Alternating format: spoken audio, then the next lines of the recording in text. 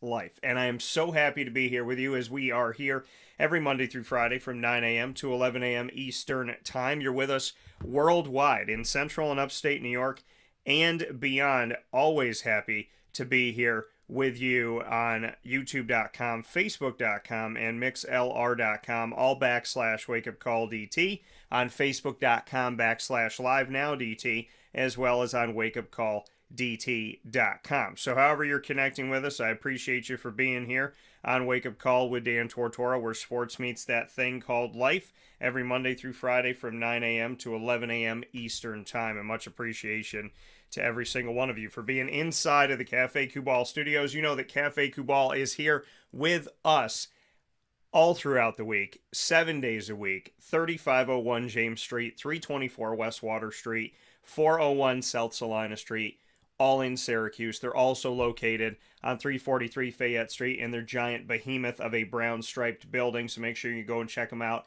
there in Manlius, New York. The Welcome Center to Manlius is what I call it, because it's where all roads converge into Manlius. And of course, you can also find them on the corner of Route 11 and Taft Road at Sweetheart Corners in their drive-through location. Pumpkin Spice is back, so head out to North Syracuse and see them there, as well as all of their locations. I am so excited for today's broadcast.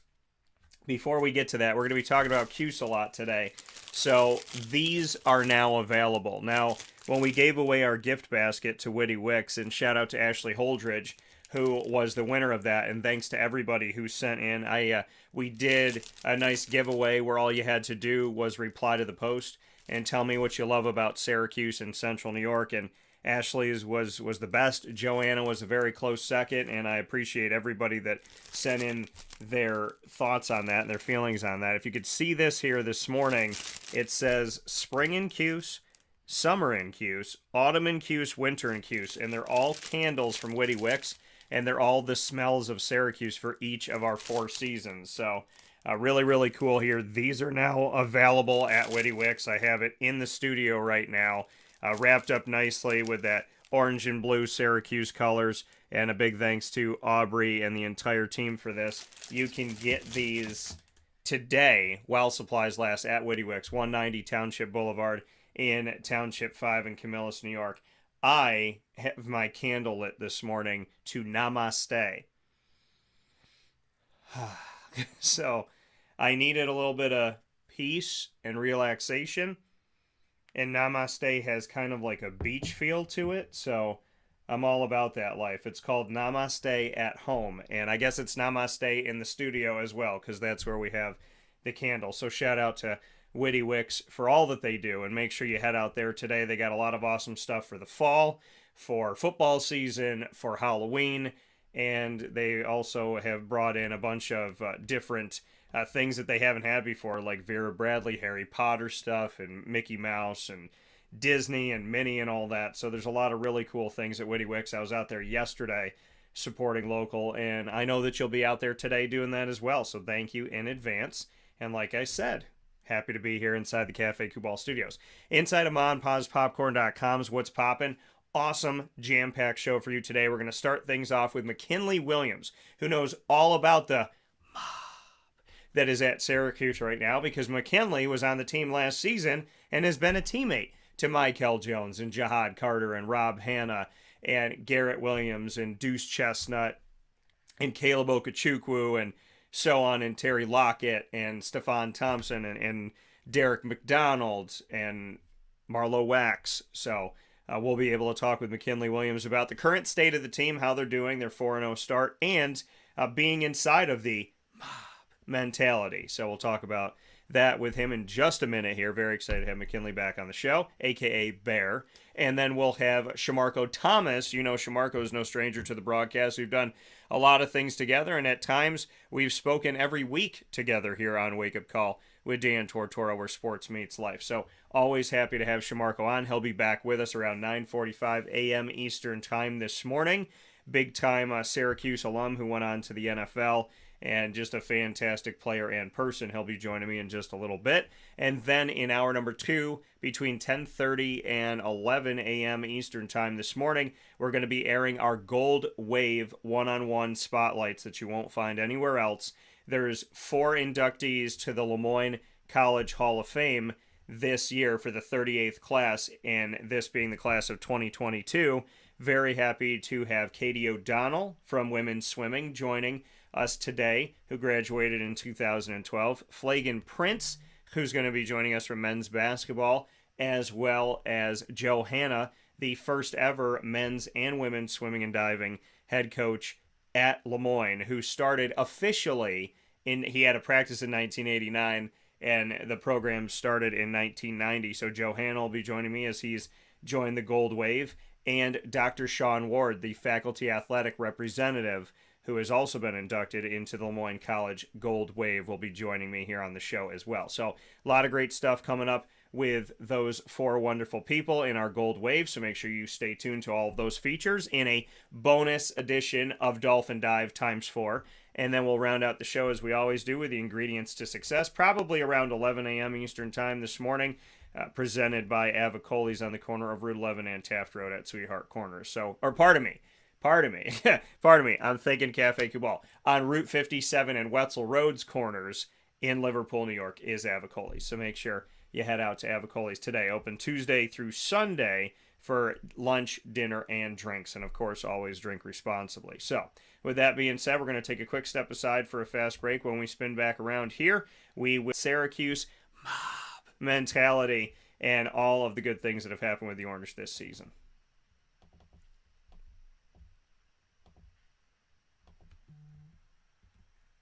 Carvel DeWitt, it's what happy tastes like. Do you know why? Because we make ice cream. Creamy, rich, flavorful ice cream. Not yogurt or iced milk like some of our competitors. Ice cream. Fresh, by hand, daily. For the calorie conscious, we have something new for you. Our new Carvelite. Same great flavor, creaminess, and texture of our regular ice cream with only 35 calories an ounce. So whether you want an ice cream cake, flying saucer, dasher, carvalanche, hard or soft ice cream, we will satisfy your craving with our fresh, handmade regular or new Carvelite ice cream. Carvel DeWitt. It's what happy tastes like.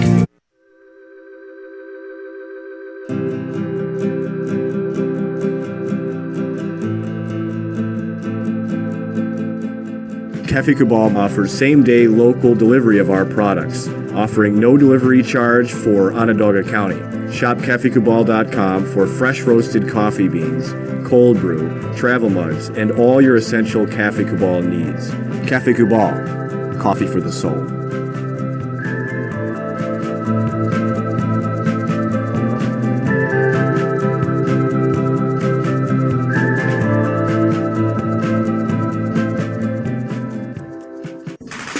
The Wildcat Sports Pub in Camillus, New York is located on 3680 Milton Avenue in the Home Depot Plaza. It is your family-friendly sports bar and restaurant. Folks, some sports bars aren't family-friendly. Some family-friendly restaurants are not sports bars. The Wildcat Sports Pub in Camillus, New York is proud to be both.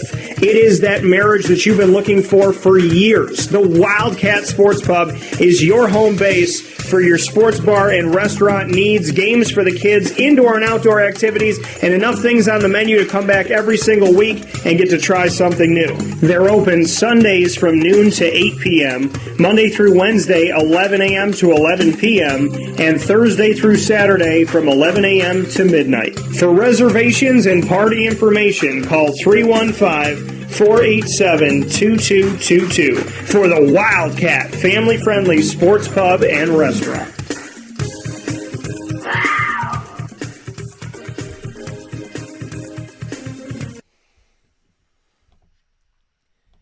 Welcome back here to Wake Up Call with Dan Tortora from inside of the Cafe Cubal studios, hanging out with you where sports truly meets that thing called life, and always appreciate you being here every Monday through Friday from 9 a.m. to 11 a.m. Eastern Time here on Wake Up Call with Dan Tortora from inside of these Cafe Cubal studios. My first guest of the day knows this mob mentality extremely well because he was a part of it, and so very happy to have on the broadcast once again joining me here on Wake Up Call with Dan Tortora, and that being McKinley Williams, a.k.a. Bear. So let's bring him in. McKinley, how you doing today? Doing well. Thank you, Dan. Thanks for having me. Absolutely. And McKinley, first and foremost, you're down in Florida. We were talking about it off the air. how is the family doing? How are you doing? What are you hearing? As I am hoping that Hurricane Ian will slow down, get out of the way, stay in the water. I know that hurricane season is something that, I have a lot of family down there. Obviously, you're a friend, you're down there. So how is the family doing, and how's everybody preparing down there for it? Yeah, man, everybody's doing good. Family's doing good. There is a slight little panic. Just the normal, everyone going to fill up their gas stations, going to the stores, stocking up as much as they can, which is good. The storm's set to hit, I would say, the west coast of Florida. I don't have too much family on that side, which is a good thing. They're more like on the east side around Fort Lauderdale area. So hopefully it comes and goes. Doesn't do too much, doesn't stick around for long, but yeah, family's doing fine. Everything's doing well. Good. I'm happy to hear that everybody's doing well, and obviously you will all be in our prayers and in my prayers as hopefully this thing does not do much of anything. Hopefully nothing. So we look at though you being here as part of this team, a part of this mob. On a happier note, on a lighter note, Syracuse being 4-0 this season and everything that they've gotten to get to this point. As you watch your teammates, because the overwhelming majority of this team, especially this defense, are all guys that you played alongside, guys that you know. What's it been like for you to see your teammates, your brothers, your friends, your family get to 4-0? Man, proud is an understatement. I am beyond proud of these guys, coaches, staff, everyone, man. It's been a long journey to get here to where they are now. A lot of sacrifices were made, a lot of changing around. Some went, some came. Just all the adversities and obstacles that everyone has gone through and overcame to get to where they are now is truly remarkable, and it's just a big payout to the hard work that just been putting over the years. So, I'm extremely proud of those guys. McKinley, a.k.a. Bear Williams, here with us this morning on Wake Up Call with Dan Tortora inside of the Cafe Kubal studios. Speaking on the success of the Syracuse Orange, why do you think it's happening now, McKinley? You were with these guys, a bunch of these guys, for multiple seasons. You know them well. You were working hard. They were working hard. Obviously, everybody last season wanted to go 12-0 as well. So why do you think it's finally working? Why do you think that the guys that you went through the trenches with last season, that this season it's finally translating? Oh, man. Wow, that is a great question. Really, best way to answer that is just, these guys, it's just the chemistry, the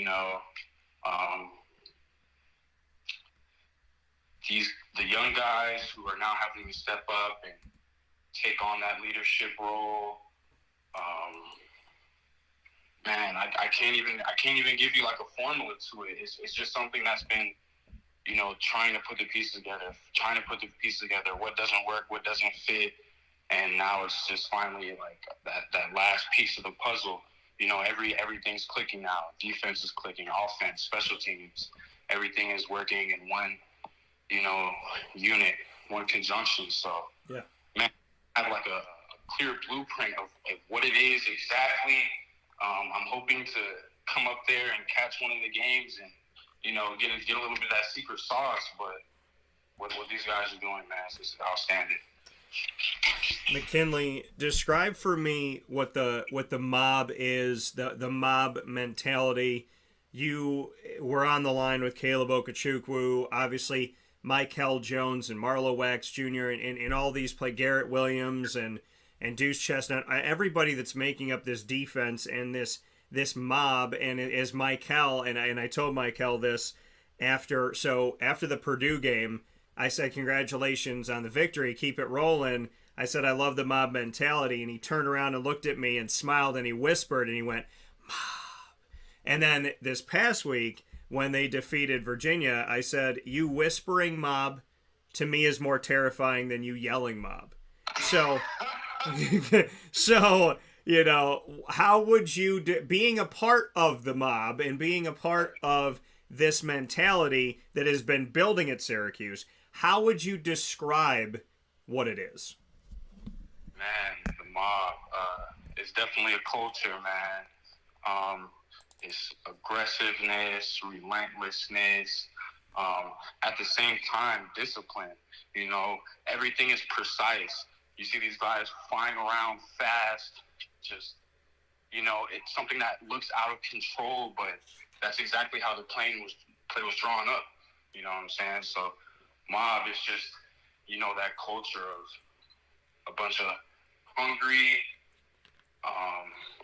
aggressive individuals, but at the same time playing within the defense, playing within the schemes. You know, these guys are very educated on the playbook and they understand what each person is doing. So they know, all right, I can hit this guy flying at 150 miles per hour, and then or this person on this side is like, all right, he's coming at 150 miles per hour. I'm going to go ahead and go 50 miles per hour so that when the ball comes this way, I can go ahead and execute, you know, things like that. Just everybody being on one, you know, unit. And you can see it, man. They're definitely moving like a mob, man. It's exciting to see. You being a part of this mob mentality at Syracuse, what would you attribute it to where it started? Because I know some of the guys have talked with me about it, and they've said that, you know, this is something that they've always heard Caleb Okechukwu talk about. So is that where you first heard it? Did it come from somewhere else? How would you describe how this Syracuse mob mentality came to fruition, came to be? I would want to say it happened after that 2020 season. You know, it definitely wasn't the best season at all, in no way, shape, or form. After that, the guys, Michael Jones being a young captain at the time, you know, we all just got together, not only as a defense, but as a team, and just really sat down and really, you know, figured out what it is, what we wanted to do, and what identity we wanted to have as a team. You know, do we want to just be guys who do a good job the first couple of quarters and last quarters give away the game, or do we want to be someone who not only wins the game, but other teams would now look at that film and have to, you know, be worried and figure something out for that week. So, yeah, this is something that's been brewing since 2020, man, and just to see it all come to light, it's just amazing. You know, and like you said, you saw it coming in 2020. Why did it come to fruition in 2020? What was it about that time period that you just felt like after that 2020 season, this mob mentality started to become a real thing? I would say that 2020, because I feel like that's the lowest we've been at, you know, just as a program, just like the lowest we've ever been. So, you know, it was just a place we did not want to go back. You know, the people in the community, you know, is one big Orange family, and just the pride and the love of the Orange, like, you know, and the way social media is moving now, you don't want to be that team on social media, man. No one wants to be that team. But yeah, no, these guys, yeah, man, it's amazing. You said, speaking here with McKinley, a.k.a. Bear Williams, defensive tackle, part of Syracuse Orange football history, and was with the team as recently as this past season of 2021. You said nobody wanted to, you know, on the internet, the way that the internet moves as fast as it does, nobody wants to be that team. Did you guys see it during the season? I mean, were there guys that paid attention to it? Did you pay attention to it of, you know, with a 1-10 season, which the only other time it happened was with, and may he rest in peace, Greg Robinson. It happened with him back a few years ago. for Syracuse. Did you see it? Did the team see it? Did guys talk about it? Were you witnessing what was happening online? Seen it, lived it. You go home, you get around your friends, your peers, your family, everyone's talking about it. It's one of those things where, someone sees you grinding all year long. Football is a year-round sport. You hear it all the time. Guys are working, take a week off after the season, and they're back working out and getting after it again. So you see someone go through all this hard work just to have that as an outcome, it's something that a few people can chuckle and point fun at. So, yeah, definitely, as a team, as a community, we all felt that. How'd you get through that? I know last season you guys went 5-7 coming off the 1-10.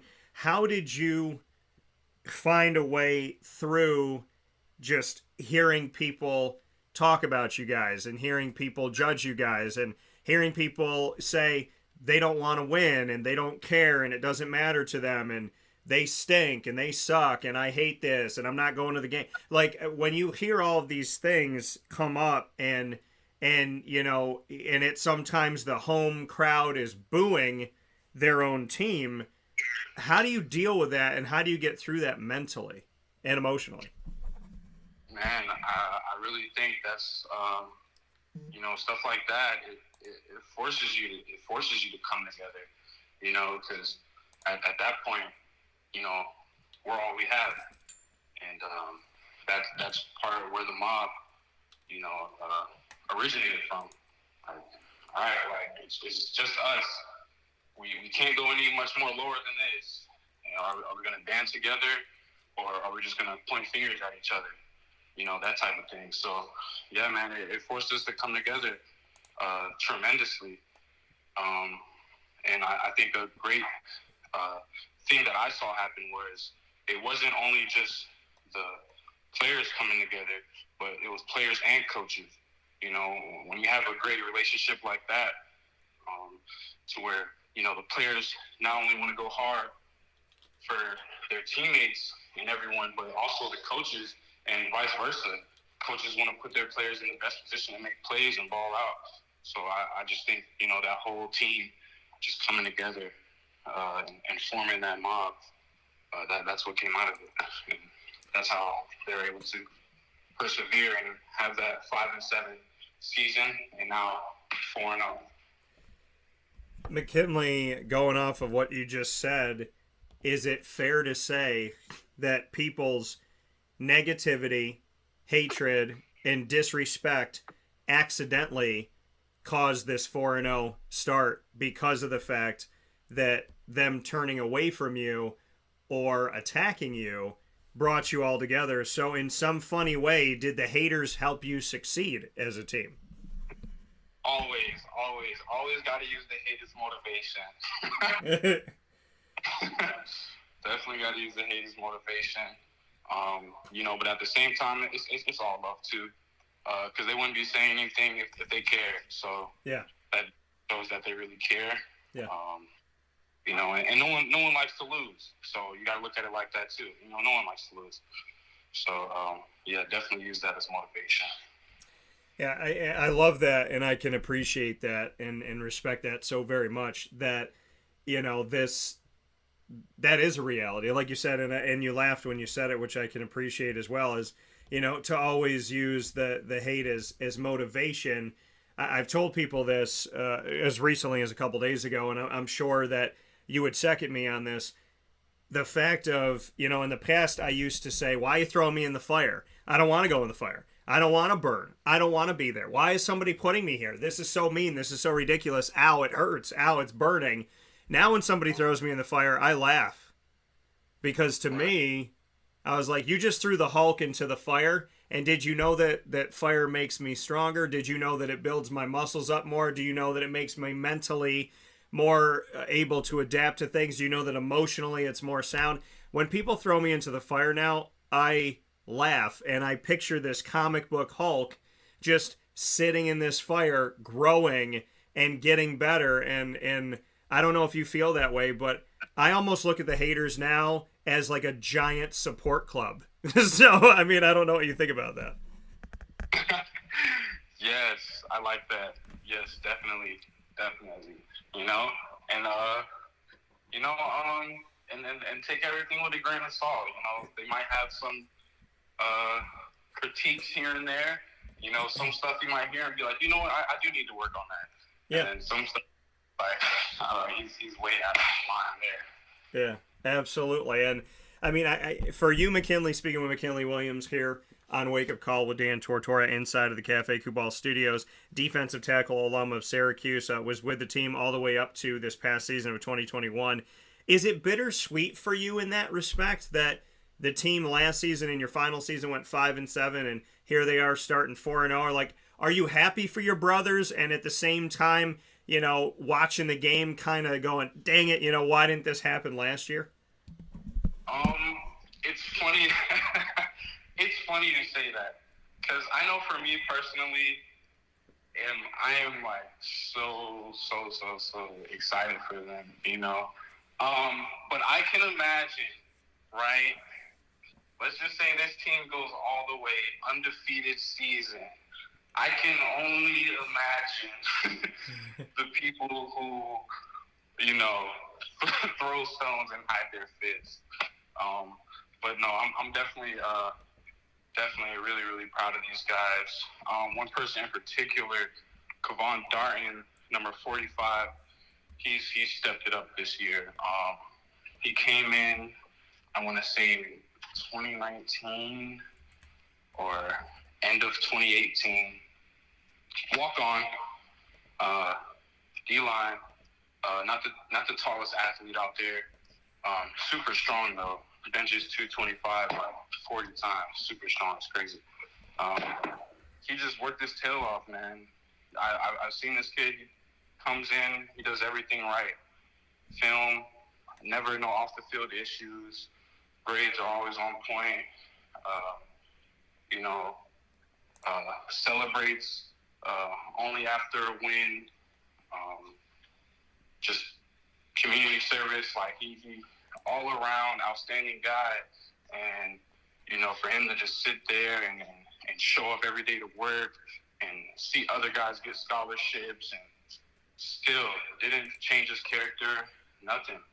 And then now this year earned a scholarship, contributing to a 4-0 team and making some pretty great plays, man. I just take my hat off to him, like just to see how far he's came and all the work he's put in. I'm definitely proud of this Syracuse team and these young guys. I love the fact that you brought up Kevon Darton, because I just had him on the show and I just spoke with Coach Babers about him. And you obviously bringing up the fact, McKinley, that, you know, he's on the interior of this line, of this 3-3-5, as you were, and that he came in as a preferred walk-on, didn't have a scholarship, and earned his keep. And now with Terry Lockett out for the season, Kevon, who came in rotation these first few games and obviously had to come in this last game for some ample time, is now going to be out there, and number 45 is going to have a lot of work to do. Number one, what can you say about Terry Lockett and what he means to the team, as he was a young gun on the team behind you last season?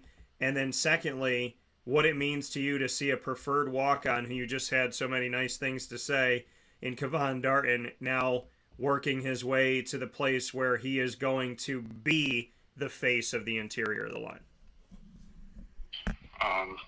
Terry Lockett, he's a great young man. Loves to work, loves his team. Loves to have a great time. I just read about that this morning, about him, allegedly being out for the season. I pray for a speedy recovery, and I hope he gets back. It's not the first time I've seen it. Otto Zaccardo, I remember he came preferred walk-on and did his thing, earned a scholarship, but he earned his, I want to say his senior year, but Kavon, he earned his with a few more years of eligibility to go. And I think that speaks volume of just how hard he worked. Yeah, he's definitely has a big challenge this week and the weeks to come. Yeah. Knowing him personally and his attitude and just his the love for the game and his brothers around him, I know he's gonna step up to the plate and definitely gonna put on a show for the Orange. Yeah, we got a change there on the interior, even though he's gotten some time. I love that you mentioned him without me even provoking it. I was going to ask you about it, and you already went there. And so, obviously, that speaks volumes about his character and the effect that he's had on you in a positive way, speaking on Kavon Darton. And hopefully, the team will continue to move forward. The next man up approach, we saw a bunch of guys in this game, get hurt. Jihad Carter has had moments where, we haven't had him at 100%. Speaking of Syracuse, Elijah Clark went out for a couple minutes in this game. Obviously, Terry Lockett went out in this game. And Justin Barron was called for targeting, but he's on the depth chart right now as a starter because, obviously Syracuse had the opportunity to appeal that. So there was times in this game where Syracuse was without multiple starters. Knowing this team, knowing this roster, knowing a lot of these guys, what can you say about the next man up approach? And obviously with Elijah Fuentes-Cundiff, who's now behind Darton at D tackle, who was on the team when you were on the team last year as well, just what that next man up approach is, and if fans should be weary of the fact that some of these starters are out, or if fans should be excited because something that maybe they don't know, which is some of these guys and what they've done in practice. Well, I remember speaking with Leon Lowry. He made this statement of saying, keep going hard, keep balling until the whole mob eats. Speaking on that mob mentality, that next man up approach, there's really no weak links. If one man goes out, that the person behind them is prepared. From what I'm seeing with this team, there's no drop off in tenacity or effort. Just watching this team, so I think fans really shouldn't be too concerned at all. These guys are hungry. They want to perform well. They want to put on a good show. They want to win. And they get to see that, okay, all the hard work and everything they put in was not just smoke and mirrors. Like, they're actually seeing now, like, okay, no, this actually works. These hang cleans, these jerk pulls, these sprints, all this work we had to do. Waking up super early, working out, and going to class all day, like, everything we're seeing is working now. So that next man up, he's just going to be ready to, okay, it's my time to shine. And I think all those guys are eager to put on a great performance. So I wouldn't be too concerned about anybody not being able to play that game. McKinley Williams, Bear, coming to us on Wake Up Call with Dan Tortora, where sports meets that thing called life. McKinley, final note, what do you want to say to the mob? What do you want to say to your team? They are 4-0. There's still people out there being negative, so, I think it's funny because those haters, I put that Syracuse was ranked in the top 25, got a lot of positive stuff, and got a lot of people complaining about, oh, yeah, they're 4-0, but they haven't played anybody. Oh, they got to do this. Oh, they almost did it. Well, act like you've been there. And those are the same people, because I already know these people. Those are the same people that if and when they beat Clemson, if and when they're 5-0, 6-0, if and when they're bowl eligible, they're going to be buying shirts, going to the game, deleting their tweets, and cheering like it never happened. So what are your words to your teammates, your guys, the ones that are working hard, that are fighting, that are 4-0, that have grinded it out, that especially in these last two games did not give up when the clouds came, they withstood it, they put on the raincoat, they got the umbrella, and they went to work. What do you want to say to the guys? Guys, I want you to know you have my full support. I love you guys. I'm proud of you guys. Man, I've been there before at 4-0. I want you guys to take it past 4-0. Do something that hasn't been done here for a while, man. Super proud of you guys. Keep going. And I love that. I love that. See, this is why I love the Syracuse family, and this is why I love all you guys, because you are not physically on the field with them, but when you just yelled mob, I was like, is McKinley Williams coming out of the tunnel today? Like, you know what I mean? Like that. I love that, McKinley. And listen, I thank you for all the work you did, all of the foundation that guys like yourself helped to lay en route to this 4-0 season, because people that are smart know that didn't happen 4 weeks ago. It happened well beyond that. So thank you for the awesome work that you've done. Thank you for the mob mentality and for everything that you have brought to Syracuse. I look forward to having you back here very soon. And now I got to figure out if it's more terrifying to hear what you just did or for Michael to whisper it. I'm not sure at this point. What'd you say? I said, thank you, Dan. I appreciate you. Yeah, man, listen, and I got to tell you, if you did that in front of me running out of the tunnel, I would respectfully run the other way. So, but Lord knows if you're running out of the tunnel, I'm running next to you. That's the good part of all this. So, thank you for everything, McKinley, and please, my prayers, my best, and my hopes and well wishes to you and the family. Stay safe, and I look forward to talking with you very soon. Thank you, Dan. Thank you. All right, take care. Yes, sir. You too. See you.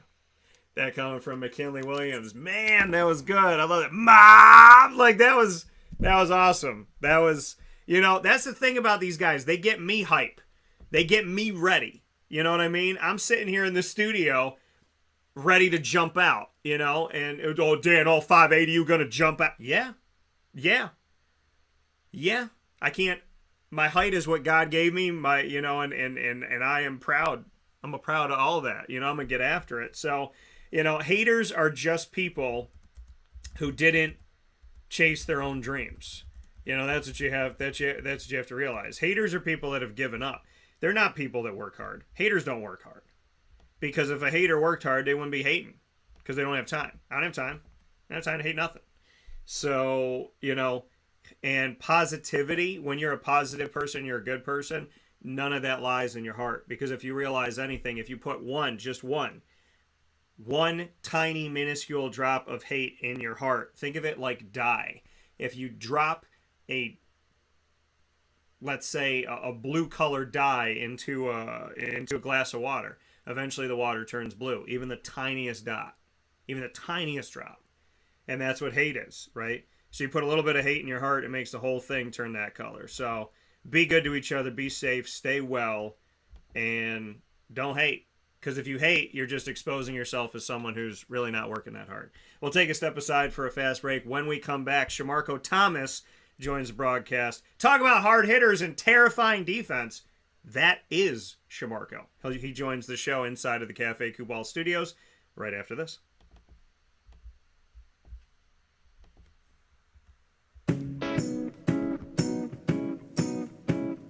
In these unique times, there are those in our community that give us a sense of normalcy and positivity. Pizza Man on 50 Oswego Street in Baldwinsville has been here for you for over 35 years and is here now. Call 315-638-1234 or order online at pizzamanbville.com to bring those familiar tastes into your home. And remember to come see our monthly on-site broadcasts centered around the community and our Baldwinsville beats. Pizza Man in Baldwinsville. Any way you slice it, they are always here for you.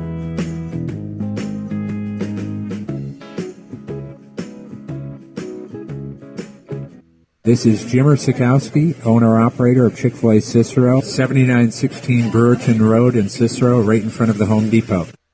I had a deep feeling that God wanted me to do something bigger with my life and to help people, help others. I kept putting Chick-fil-A in my life, and I realized as I was going through the franchise selection process that positively impacting the lives of others was really core to what we do here at Chick-fil-A. First of all, it starts with the food. The food is brought in fresh daily. We bring in local produce.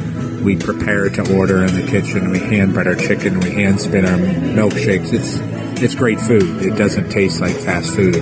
I think the second thing is the way people feel when they come in a Chick-fil-A restaurant. It's different. We try to treat people with intentional kindness here, which is very different and deeper than good customer service. And so I think it feels remarkable for most people to come in a Chick-fil-A restaurant. And then lastly, the impact that we try to have in the community is very different. It's a big part of the expectation of every operator of a Chick-fil-A restaurant is that they're actively engaged in their community, they're a leader in the community, and they're making a difference. When they realize that what we're striving to do is to shine a little light in their life, that's a very, very different experience than you will have at any other quick service restaurant. And it's that remarkable experience that I think people will emotionally connect with. I'm George Townsend of Honda City with some good advice when buying a new car. The true cost of owning a new car is determined by the appraised value when you trade it. No vehicle appraises higher than a Honda. Next, look for low APRs and deep discounts. You also want low maintenance costs and great fuel economy. That's why my advice to you is to buy a new Honda. Looking pre-owned, visit our Honda Certified Used Car Center. Honda City, 7140 Henry Clay Boulevard, Liverpool, or HondaCity-CNY.com. It would be a pity if you don't shop at Honda City. Our corporate purpose at Chick-fil-A is to glorify God by being faithful stewards of all that's entrusted to us and to positively influence all those who come in contact with Chick-fil-A. And what became increasingly clear from our success in Cicero is that people love Chick-fil-A. And also I think we recognized that we had a great opportunity to grow the brand and grow our platform. I felt incredibly grateful when I was selected to be a Chick-fil-A operator. I think what it's meant for me, what I've come to realize on a very deep level is that this is a calling for me. It's not a career. It's not a job. The Lord called me to be a Chick-fil-A operator and to use these restaurants to glorify Him and to positively influence other people. I'm blessed. I'm very blessed. Head to Chick-fil-A Clay on 3974 State Route 31 in Liverpool, New York.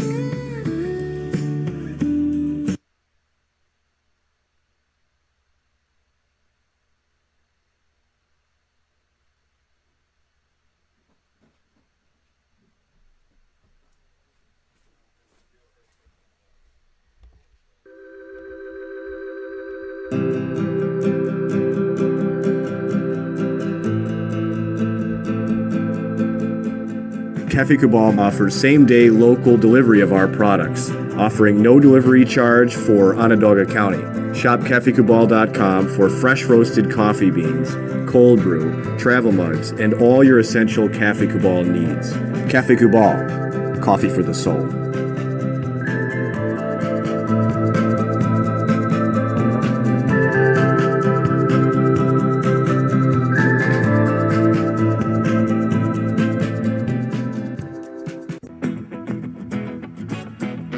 This is Amy from Mother's Cupboard, home of the whole frittata. We are open daily 6 a.m. to 1:30 p.m. For takeout orders, call 315-432-0942 and tune in to Wake Up Call with Dan Tortora for our monthly food challenge and try our Wake Up Call signature menu item available 7 days a week.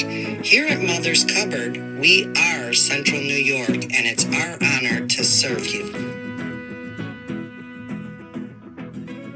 Ma and Pa's Kettle Corn and Popcorn Factory remind us that every day is worth celebrating. Find them at 201 Old 7th North Street in Liverpool, New York. Open Monday through Saturday in-store and all the time online at maandpaspopcorn.com. Serving our Central New York community and beyond, you can order all throughout the country at maandpaspopcorn.com. And remember to get your tins, which have in-store half-price refills forever. Ma and Pa's Kettle Corn and Popcorn Factory, available to you for fundraising and all of your events by calling 315-450-6272. That's 315-450-6272. Ma and Pa's Kettle Corn and Popcorn Factory.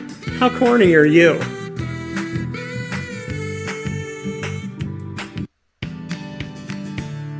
Witty Wicks Candles and Gift Shop, Township 5 Camillus, where you will find handcrafted all-natural soy wax candles over 60 cents to freshen up your home. We carry a wide range of locally made items, Syracuse, Syracuse Salt, and Chocolate Pizza Company, to name a few. Let our knowledgeable staff help choose unique gifts and keepsakes for any occasion. Gifts for family and friends, and maybe a little something for yourself. Witty Wicks Candles and Gift Shop, Township 5 Camillus.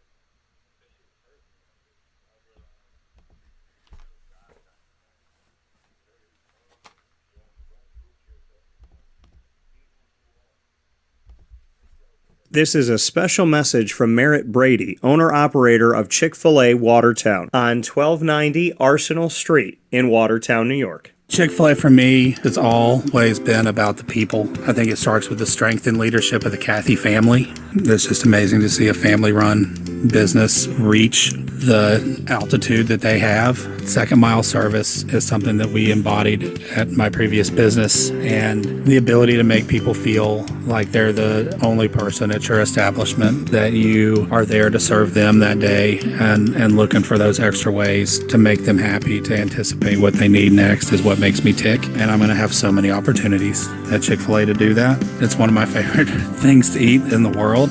My favorite application question or interview question when I'm interviewing is when I get to, have you ever eaten at Chick-fil-A?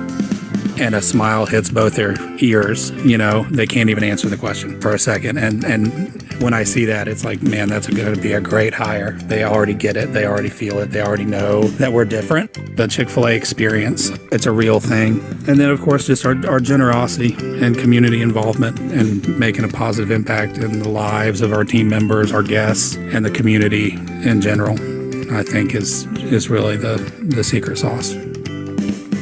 Chick-fil-A Watertown on 1290 Arsenal Street in Watertown, New York.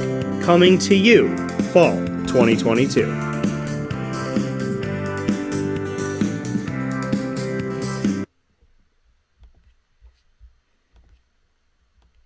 Welcome back here to Wake Up Call with Dan Tortora inside of the Cafe Kubal studios, where sports truly meets that thing called life. I am so honored and privileged to be here with you every single Monday through Friday from 9 a.m. to 11 a.m. Eastern Time, where sports meets that thing called life. We are here inside of the Cafe Kubal studios, and of course, Cafe Kubal is with you on 3501 James Street, 324 West Water Street, 401 South Salina Street, all in Syracuse, and on 343 Fayette Street in Manlius, New York, as well as on the corner of Route 11 and Taft Road at Sweetheart Corners, where you could find their drive-thru. So make sure you fill up your cup right today and get some pumpkin spice, which is my favorite. Leave some for me. Just leave a little bit for me. That's all I ask. Not a ton. Just leave a little bit for me. But make sure you head out to Cafe Kubal today.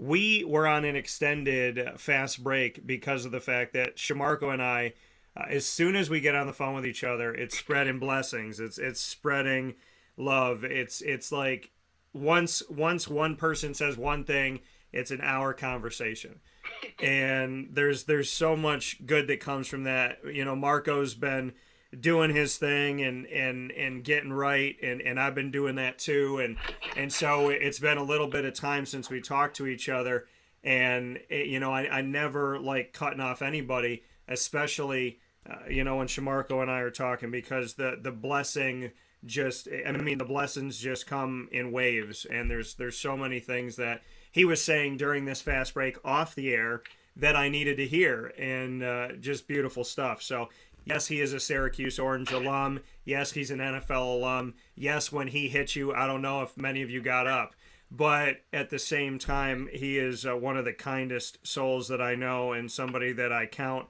as a brother in this life. So with that being said, I proudly welcome Syracuse Orange football alum, and my, more than anything else that I can say about him, my good, gracious, kind, and always blessed friend who has been there for me more than I can count. With that being said, Shamarko's on the show. Shamarko, how are we doing today? Good, Dan. May you always intro me in an amazing way, and I send all peace, blessings, love, and light to you, man, because you know you're like a brother to me, and we got a lot of stories and a lot of conversations that helped us both. So I thank you more than anything, man. You're a bad step stone in my life, and became family. I say blood doesn't make you family. It's just the love and the loyal and camaraderie and the bond. So I appreciate you, brother. Yeah, man, and it's always. I mean, my heart feels like I put something in it today. Like that 5-6 minutes that that we were doing this fast break here, and Shamarko and I were catching up off the air. I felt like I finally went to the gas station and put some gas in, but it does. I mean, it's so real, and it's such a beautiful thing, and I want you to know that. I think it's important to tell the people that do this in your life, and as much as I try to uplift wherever I can and however I can and let God work through me, he works through you every time. And there's things that you said to me this morning that in 6 minutes made me go, oh, I've been doing that for like 25 years. Like, I really can't thank you enough for the time that we get to spend together.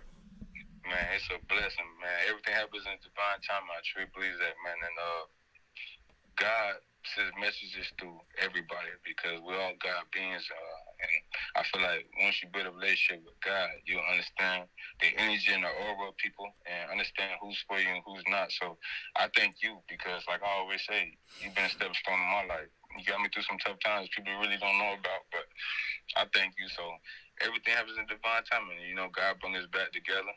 We both had to go on our journey, and come back to teach and help others about not just God, just finding balance in your life, and seeking your true purpose in life. Yeah, absolutely. And spending this time and you reached out, that was the thing. Shamarko, reached out to me a little bit ago, and we got to connect. And the thing is, as soon as you reach out, I text you right back. I think I might have been in Florida. I might have been in Disney. And as soon as you were like, hey man, it's Shamarko, what's going on? Immediately I'm like, oh, hey, because to me, it's that brotherhood, it's that life. And, God's taught me a lot of things and a lot of beautiful things. I think God's going to buy me a t-shirt. So he's going to show me a t-shirt someday that just says, stop dating crazy people. Like, it's as simple as that. I can give people elaborate advice that I've learned from God, but in a very simple thing, God is like, get out of my way and stop dating crazy people. It's just like, I feel like when I go up to heaven after 100 years, God willing, in my life, he's going to be wearing this giant t-shirt that says, stop dating crazy people. And I'll be like, listen, you're right. He's going to be like, dude, I was in your fan club, but you got in my way. And I'm trying to hear you sing these songs, and you got these girls next to you screeching like cats, yelling this crazy stuff, and I can't hear the music. So, I do think that my life could be summed up with 4 words: stop dating crazy people. You surrender. You gotta surrender. You just, like I was telling you before we got the phone, self-love. I know everybody's been in relationships, tough ones, good ones, and we might have ruined it.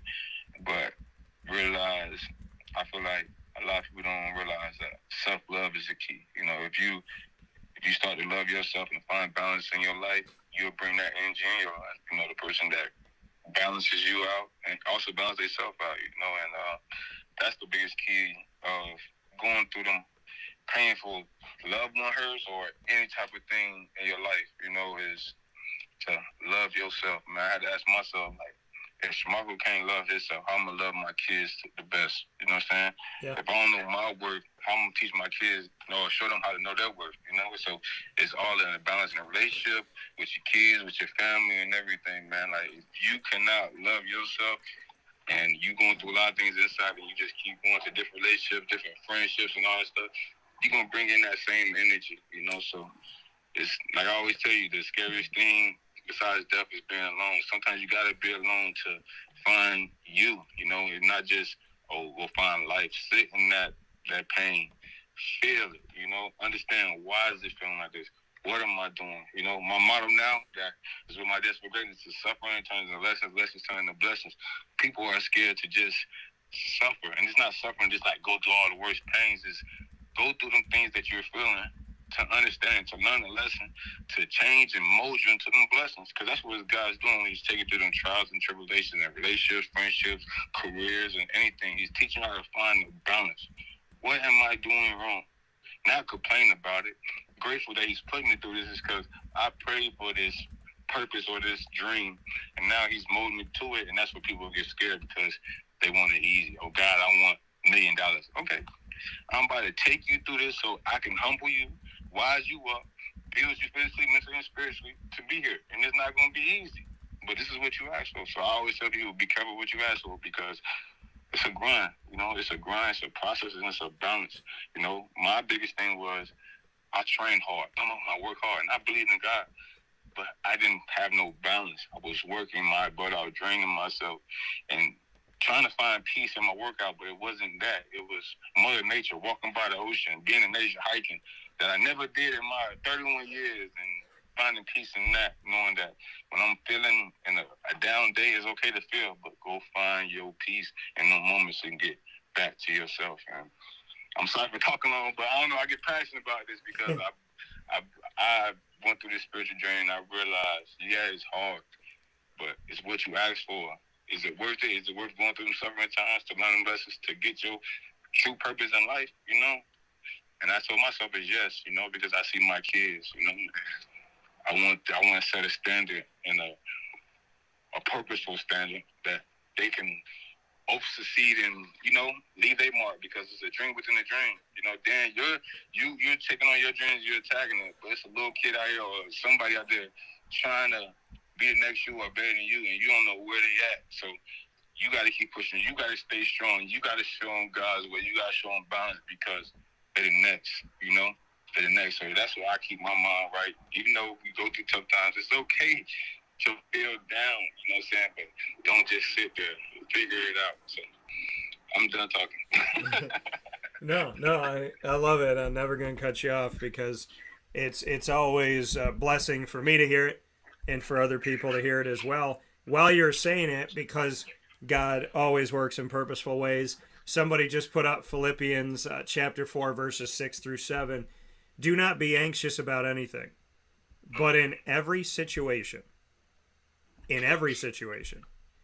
by prayer and petition, with thanksgiving, present your requests to God. The peace of God, which transcends all understanding, will guard your hearts and minds in Christ Jesus. Do not be anxious about everything, but in every situation, go to God, say thank you, present what you want, and trust Him. That's all it's saying. If you want peace in your life, stop trying to do it by yourself. You know what I mean? Stop trying to do it by yourself. I said this last night, and I'll leave the person unnamed because I know they're going through some stuff too. And I said to him last night, I said, you know what? I finally figured it out. And this is the thing. I can't typically tell myself always what I need to hear. But when I'm helping somebody else, that's when I give myself the tough love. And I was talking to him, and I said, listen, I said, I understand why you and I both want the same thing. And you said, well, why are we going through this? He was like, we're good people. We have so much to offer. We have this, that, and the other. Why are we going through this? And I said, because we're in God's way. I said, we need to get out of God's way. I said, you want it so bad. I want it so bad. And the thing that we both want, because we want it so bad, we're not letting him do it. We're getting in his way, and we're doing it. And I told him, I said, if we want what God has to offer and we're wondering why we didn't get it yet, I think we need to get out of his way and let him bring it when he feels like it. You have to literally present yourself. People say naked and afraid. You have to walk out and be that. Have your spirit open, have your heart open, have your body open, have your mind open, but not be afraid. Faith over fear. Let your faith. Something I saw this morning too. It said, feed your faith so much that you starve your fear. And I mean, that's the truth. If you want something in life, you have to let yourself not always. I mean, if you believe in God and you believe in faith, yeah, you go after your dreams. Yeah, you fight. Yeah, you do everything you can. But I tell people this all the time. With whatever you think I've done, this was 0.1% me, 99.9% God. I worked with God the whole way, but I'm not sitting here owning my company of 10 plus years, broadcasting, doing my show, building the relationships I'm building, being in the places I've been. Well, people say, well, Dan, you're the one that paid for it. You're the one that got here. You're the one that made that connection. Yeah, but I didn't put that person on my plane. I didn't put myself in it. I can speak whatever I want to speak, but somebody is helping these people know that I'm telling the truth when everybody else that came to them was lying. There's something to be said about the fact that I didn't get a credential right off the bat, and I got disrespected heavily by some people for 2.5 years that looked me in the eye and laughed in my face and behind my back. And God was like, be a good person, be a good person. Go up to that person that just spit on you and shake their hand and thank them for giving you an opportunity, even though it's not what you want. And now that person has given me a credential of 10 years. It's like God literally taught me, kill them with kindness, be good to them, understand that it's not going to come on your time, but it's going to come when I want it to. My life looks great right now from the outside looking in, but nobody saw God and I, brick by brick, building this together in the house, crying, sweating, yelling, screaming. I mean, people said, "What, Dan? How did you change? How did you change your body? How'd you get healthy? How'd you do all this stuff?" I said, "I got up every day and I walked every day, every day. I didn't take a pill. I didn't pray to something. I literally got up every day. I got in the beginning of my walks. I got up because I didn't want to be in my house.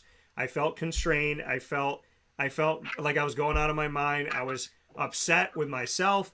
I was mad about the situation. So I left my house so that I wouldn't feel constrained. I yelled to God. I cried to God. I laughed with God. I questioned things, and I walked. And then it was 10 days. And then it was 20, and then it was 40, and then it was 80, and then it was 200. And people are like, how'd you do it? I did it every day. I did it every single day. And here's something, Shamarko, to play what we were talking about off the phone. The last person I dated, I stopped walking. I stopped taking care of my cardio. This person that was such a toxic part of my life, I allowed to take everything out of it. So not only did she do things to me, but I did things to me. Because I prevented myself from doing the things that would have talked me out of the relationship with her. If I was walking every day, if I was talking with God every day, if I was taking care of my healthy body, healthy mind, then I would have seen even more so what she was doing. But while she was hurting me, I was becoming more and more of a hermit, more and more not taking care of myself, more and more eating the things I shouldn't eat, more and more not walking, more and more not sleeping, to the point where I got myself sick over it. If I had been taking care of myself and practicing good habits, this person wouldn't have lasted 3 minutes with me. And that's the truth, because you know what happened? Go ahead. You know what happened? You got codependent of a human being instead of staying codependent of God. That's real life, and that's called love. You got a big heart. You got a big heart. It's full of love, and that's, like you said earlier, no matter what people do to you, You send love and light, but also you gotta set your boundaries. Yeah. You know, that's the hardest thing for big-hearted people. You know, setting boundaries with people they love because they see the light and love in them, even though they're showing the worst part of them. But you gotta understand, like, this person is not perfect, you know, and they're going through their things. But your boundary gotta be set is, can I handle this and be the best version of me?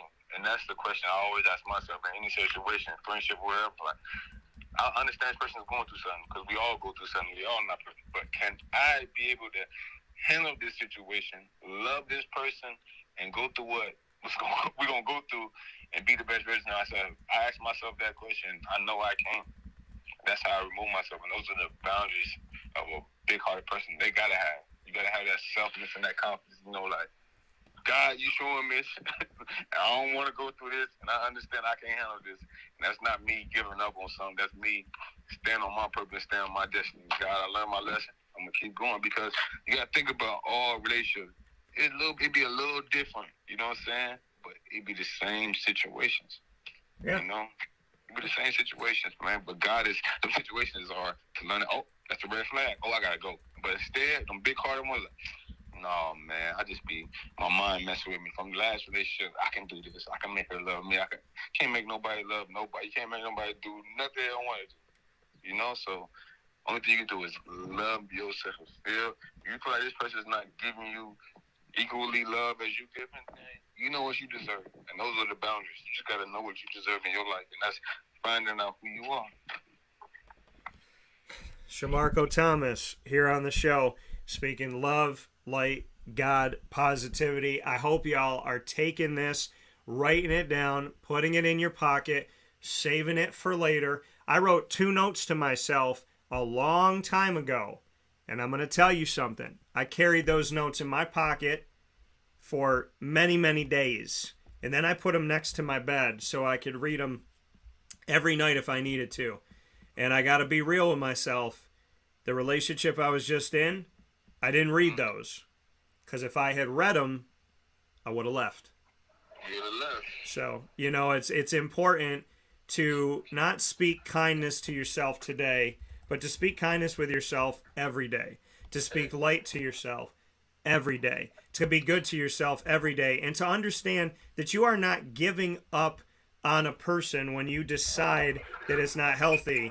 You're loving yourself. There is a stark difference between I'm giving up on this and I'm loving myself. You should always, always choose to love yourself. And if anybody in any relationship stands between you and that, oh, but Dan, like, who are they with now? What are they doing now? Who are they being affectionate to? Oh, where did this job? Oh, who is this friend hanging out? No. Back up.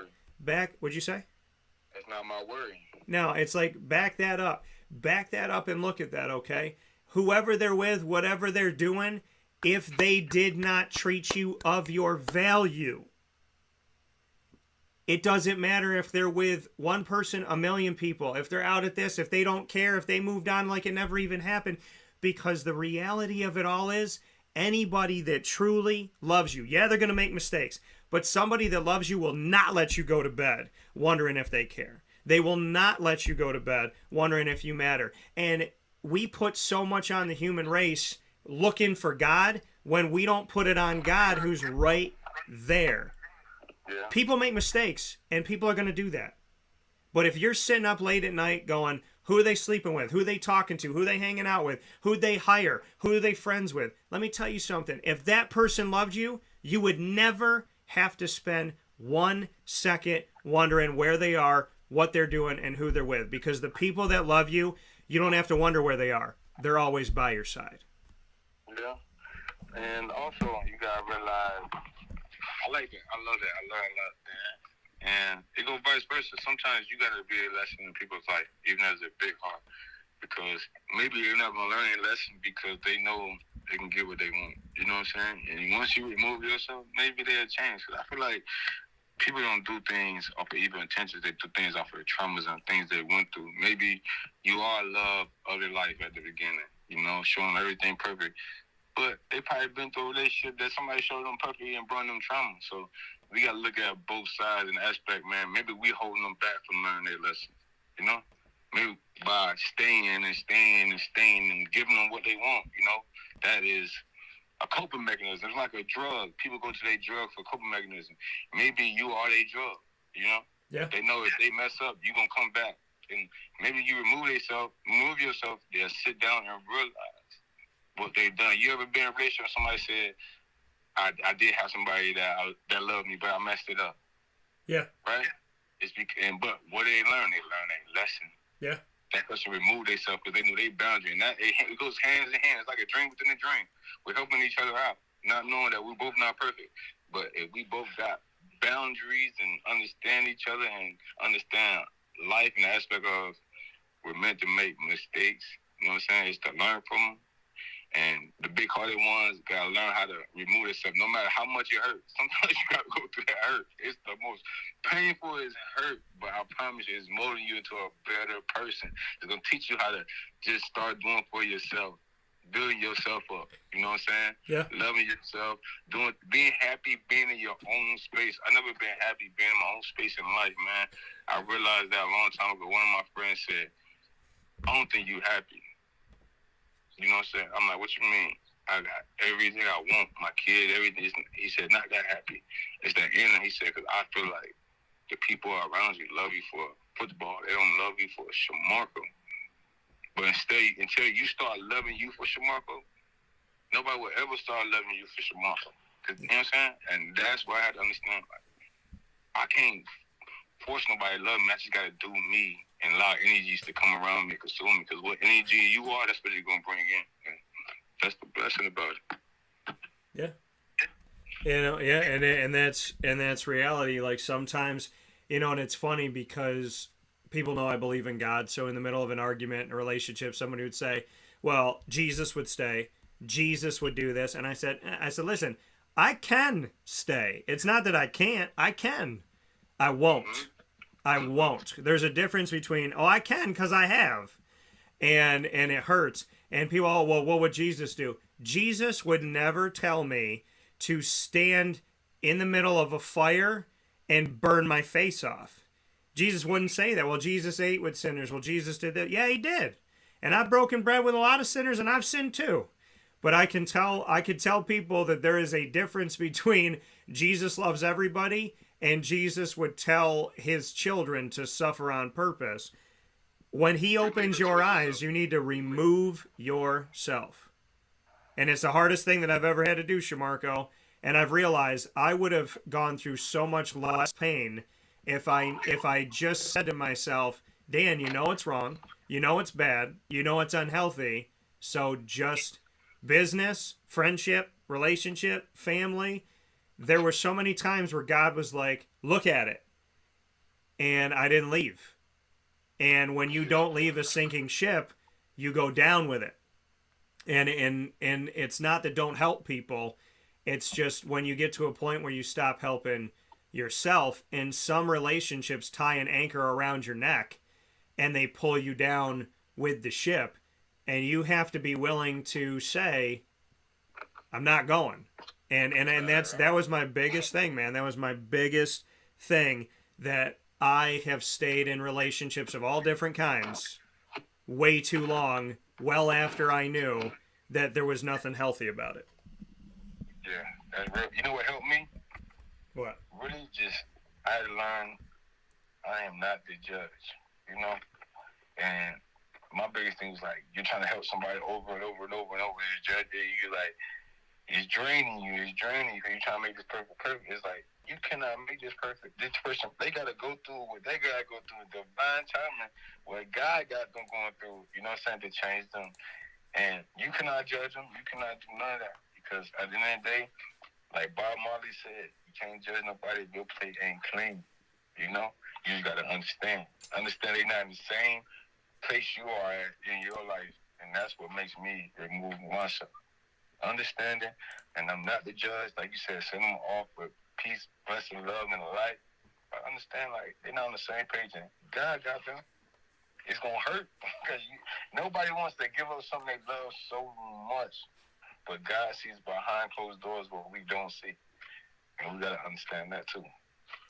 And when God shows you something behind closed doors that you weren't supposed to see, You need to really get it and really know it. So, much appreciation for all this conversation this morning. Here with Shamarko Thomas, bringing love and light and God to the conversation. Plenty of faith. Syracuse Orange safety alum and NFL alum. Marco, I got to ask you this before I let you go. Brother, Syracuse got, the only thing they got on their report card right now is WWWW.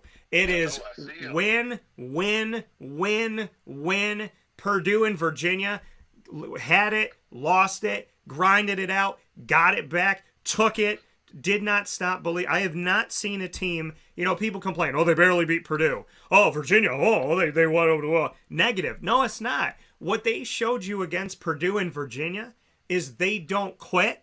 They don't give up. I've seen other Syracuse teams in the past, when they were losing, they lost. This team, when they are losing, they stay focused. They give themselves a shot. I can't tell you how many times I've seen a Syracuse team not give themselves a fighting chance at the end. I love what they did against Purdue and Virginia because gritty ain't always pretty. Just like I told Nathaniel Hackett, who won the game 11-10 on Sunday Night Football over the 49ers. Syracuse is 4-0. Gritty ain't always pretty. But Shamarko, you're a Syracuse brother. You're part of the family. You have a seat at that table. You're one of the siblings of this Syracuse world. So what are your thoughts on a 4-0 team that blew out Louisville, blew out UConn, and then gutted it out and refused to give up against Purdue and Virginia? That's what I'm talking about. Go Cuse. Man, it's exciting to see them young boys coming together. Last year you seen excitement too, but I feel like they got together and they're in-house. What that means is they worried about what's going on inside. They ain't worried about the outside noise. And they're focused, man. This relentless poise to be down. I understand that your quarterback and your defense is going to make them plays to bring y'all back and give you opportunity. It's the best for them. So I'm happy for them boys, man. And I know they're going to have an amazing season this year, man. It feels like we were undefeated, but it feels like that energy, that fight, that camaraderie. Eliminate all the outside noise, and we doing this together as a unit. So I'm proud of the boys, and go Cuse, man. I'm rooting for them. Yeah, it's been a very, very exciting season here. It's been exciting in the Dome. People need to bring their behinds out to the Dome. I asked you for 40,000. I still haven't gotten 40,000. I'm gonna keep asking because you need to show up. So So, Shamarko, and going off of that, what do you want to say to the fans that have still not gotten their behinds out to the Dome this season? Man, we need all the support, man, for real, man. Show them boys support. They put in all that work in the spring, and they put it in the summer, and y'all winning team they bring to y'all, man. Come out there, man. I got to come out there, too. I can't talk about it. I got to be about it. I got to come down to the Dome and show love, too. So, y'all come out, man. We need that 40,000. We need everybody to support them boys, and they're going to keep winning. Come out there and ring them bells, read them keys. And what I love, so I don't know if you know this, but the big thing with Syracuse now is the mob mentality. And I heard it, dude. Mob. Yeah, you heard McKinley say it. And so I said to McKinley said it loud. McKinley was like, "Mob," but then Michael whispered it, "Mob." And I told Michael it's the scariest thing he's ever done to me. So, but Shamarko, with you being as effective as you were on, Syracuse's defense, with you being one of those people, like, I feel like you would have gelled and fit right in to this team because of the mob mentality. So when you see them play and you see them give it their all and you see the Marlowe Waxes and I know some of these guys are out injured, but I'm going to name them because they deserve the respect. Stephon Thompson, and you see the Terry Lockett's, and you see the Caleb Okachukwus, and the Jadius Gears, and the Michael Jones, and the Garrett Williams, and the Deuce Chestnuts, and the Avicollis, and the Anwar Sparrows, and so on and so forth. When you see all of these guys out here just wreaking havoc like you did, two-part question. Do you feel like you could fit on a team with a mob mentality? Number one. And number two, are you bittersweet about the fact that you're not on this team? Man, mob, they some dogs. I support them boys. I feel like I'm there, man. I'm excited. I love them. I love them dogs, man. It's mob all day. I like it. You know what I'm saying? I like it. I don't know. I like it. I ain't gonna lie. I like that energy, man. I love that type of atmosphere. I definitely can be a part of that. I definitely can. I feel like I'm a part of it now. Just ain't that mob, man. I'll go crazy in the field. And I know you would. I mean, and that's the thing is like I tell people this all the time. I said when I think of Shamarko, the first thing I think about is the hit that you put on that tight end, and I forget that, but the one where you just ran at him, Supermaned out, slammed into his chest with your helmet, and fell on the ground, and I'm like, Shamarko trying to kill himself right now? Like, I just remember being like, damn, you know, and you leave it all out on the field, man.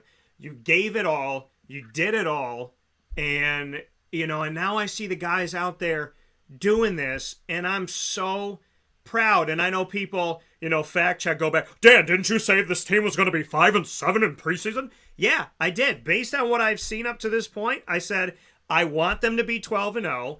I think they're going to be 5-7. And then, well, you're drinking the Kool-Aid now? No, I told you what I wanted. I told you what I thought I would see. I also said you make a preseason prediction based on what you see on paper and what you've seen.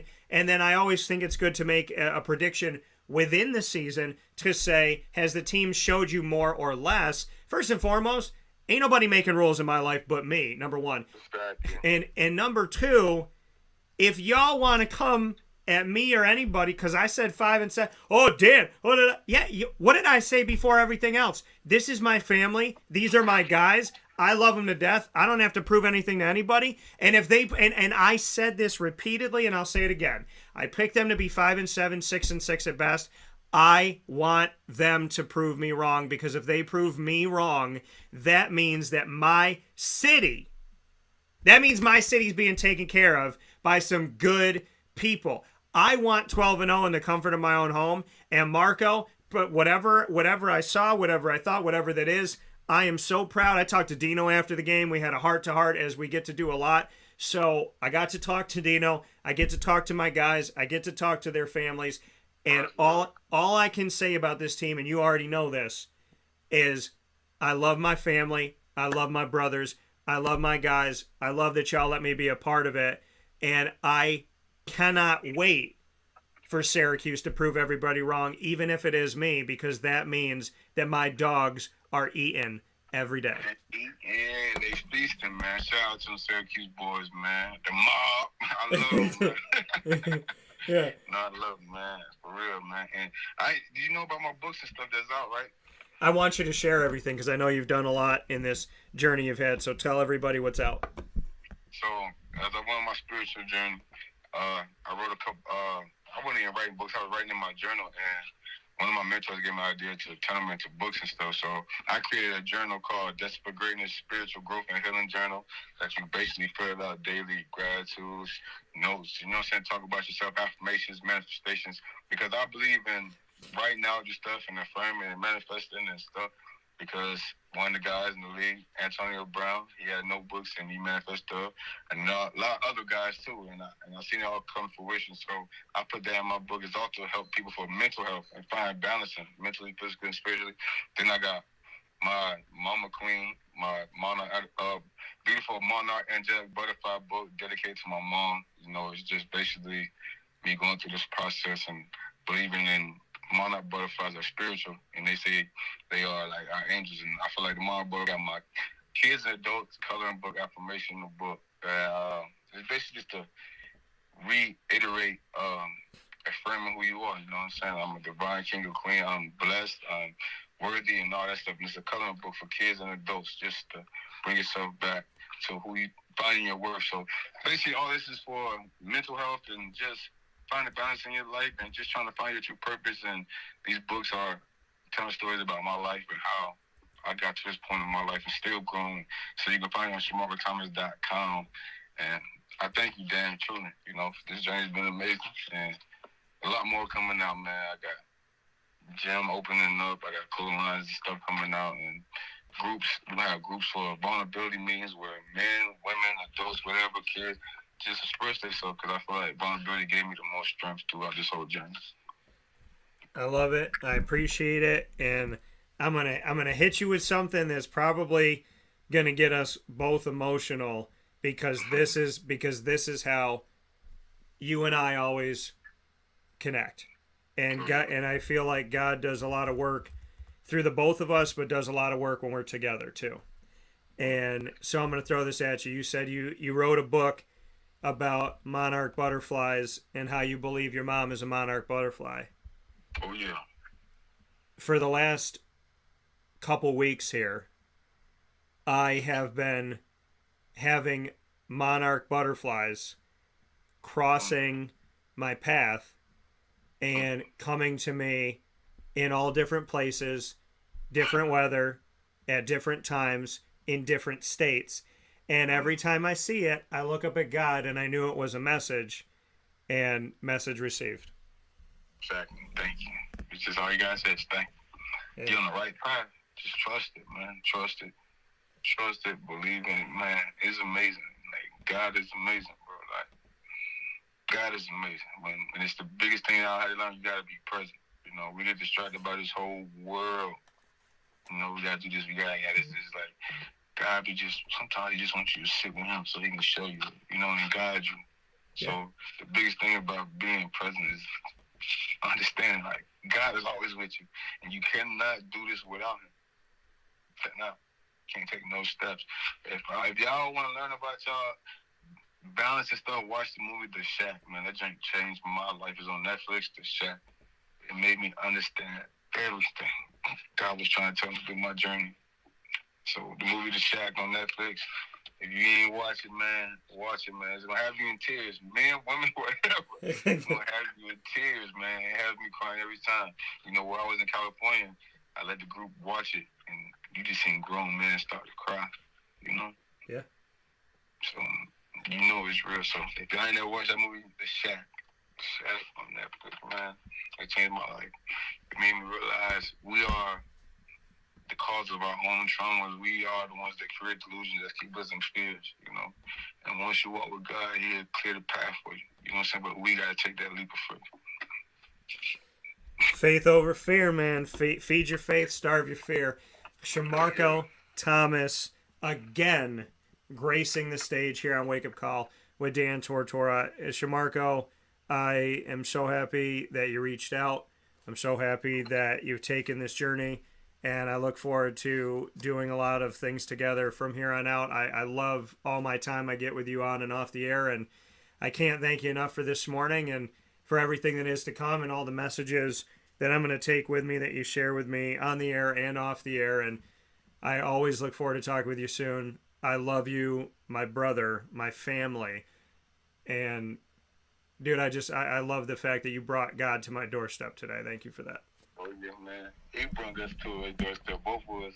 And you know it's vice versa, man. I love you, brother. You always been there for me. And thank you for the opportunity, you know, and you being vulnerable with me, and I've been vulnerable with you, man. It's definitely a blessing. We're showing the youth, adults, whatever, that men specifically, because I feel like women are more vulnerable to each other. I feel like we're showing them it's okay to be vulnerable. It's okay to show people your ups and downs and your flaws, and you cry, you hurt. So I appreciate you for that, you know, being a brother in my corner, allowing me to cry, vent to you, you know, and we help each other build, you know. Just truly grateful and honored to be in your presence. Blessings, brother. Same to you, man. God bless us all. God has blessed us both. God is here in this conversation today, and I love you, and I look forward to talking with you very soon. Oh, yeah, I love you too, brother. Blessings. Take care. That coming from Shamarko Thomas here on Wake Up Call with Dan Tortora. If I've ever had a message slap me in the face and say hello, so I definitely got it this morning, and I can't thank Marco enough for all the love that he brings and all of the joy that he brings and all the positivity that he brings and just everything. So, you know, God is great. God is good. God is gracious and special and giving, and just there's so much good to have this morning, and I hope y'all just take the time to hear everything we just talked about. Because God doesn't give you something you don't need. And sometimes the toughest messages are the ones that are right in front of your face. So hear it, love it, know it. Shamarko's the best, man. He's the best. And I needed all that today. And I'm taking all of that and I'm putting it in my backpack and I'm carrying it for my journey. Because God is great. All the way down to that monarch butterfly and me saying to my mom recently, I don't know why they're following me, but I know that it's God. And then Shamarko saying, I wrote a book about my mom because I think she's a monarch butterfly. Crazy. We'll take a step aside for a fast break on Wake Up Call with Dan Tortora. When we come back, we will be featuring the Gold Wave class of 2022 as we celebrate the LeMoyne College Hall of Famers in a Dolphin Dive bonus edition times 4, featuring Katie O'Donnell, Flagan Prince, Johanna, and Dr. Shawn Ward. Right after this fast break, where sports meets life, on Wake Up Call with Dan Tortora. Thanks for being here, as always, from inside of the Cafe Kubal studios.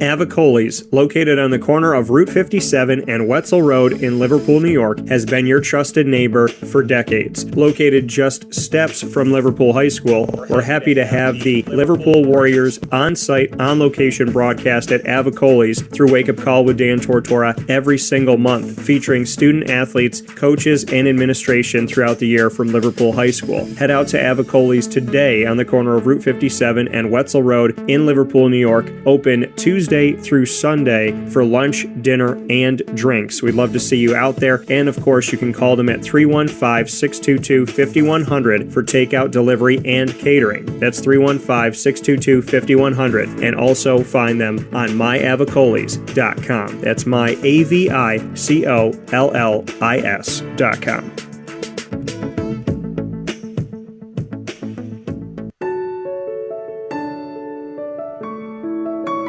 Having peace of mind when you're out of town that your furry-loving friend is safe and sound means taking them to Canine Campground, because we all know that when it comes to the love of our pets, it goes well beyond the call of duty to make sure they're safe and sound. Right, Lily?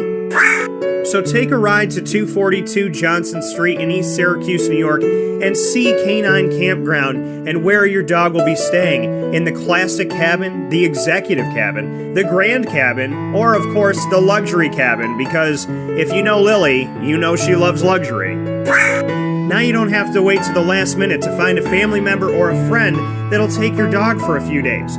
Call Canine Campground at 315-299-4013. That's 315-299-4013. Their drop-off and pickup times are Monday through Sunday. Check K9campground.com for more information. That's the letter K, the number 9, and campground spelled with a K.com. K9campground.com. When you're going out of town, bring your dog to Canine Campground.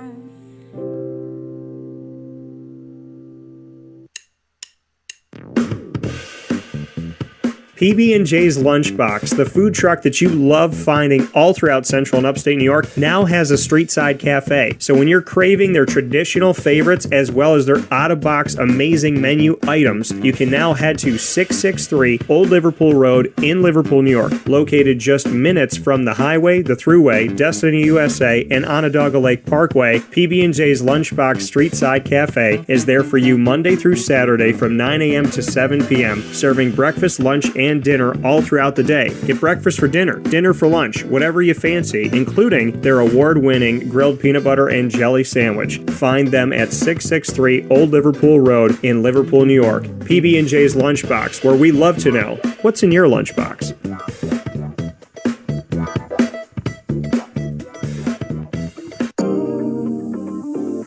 As a patient, what do we want? To be cared for, to be listened to, and to have someone walk us through the process on our path to victory. Victory Sports Medicine and Orthopedics does all of those things beautifully, with Dr. Mark Petropoli leading the team on 791 West Genesee Street in Skaneateles, New York, located minutes from beautiful Skaneateles Lake. Whatever your injury may be from head to toe, preventative care, rehab, physical therapy, laser therapy, and surgery are all available at Victory Sports Medicine and Orthopedics, where they care about us, they listen to us, and they understand that everyone's path to victory is a little bit different. Let them help you on yours by calling 315-685-7544 to make your appointment today. That's 315-685-7544. And find out more information at victorysportsmedicine.com.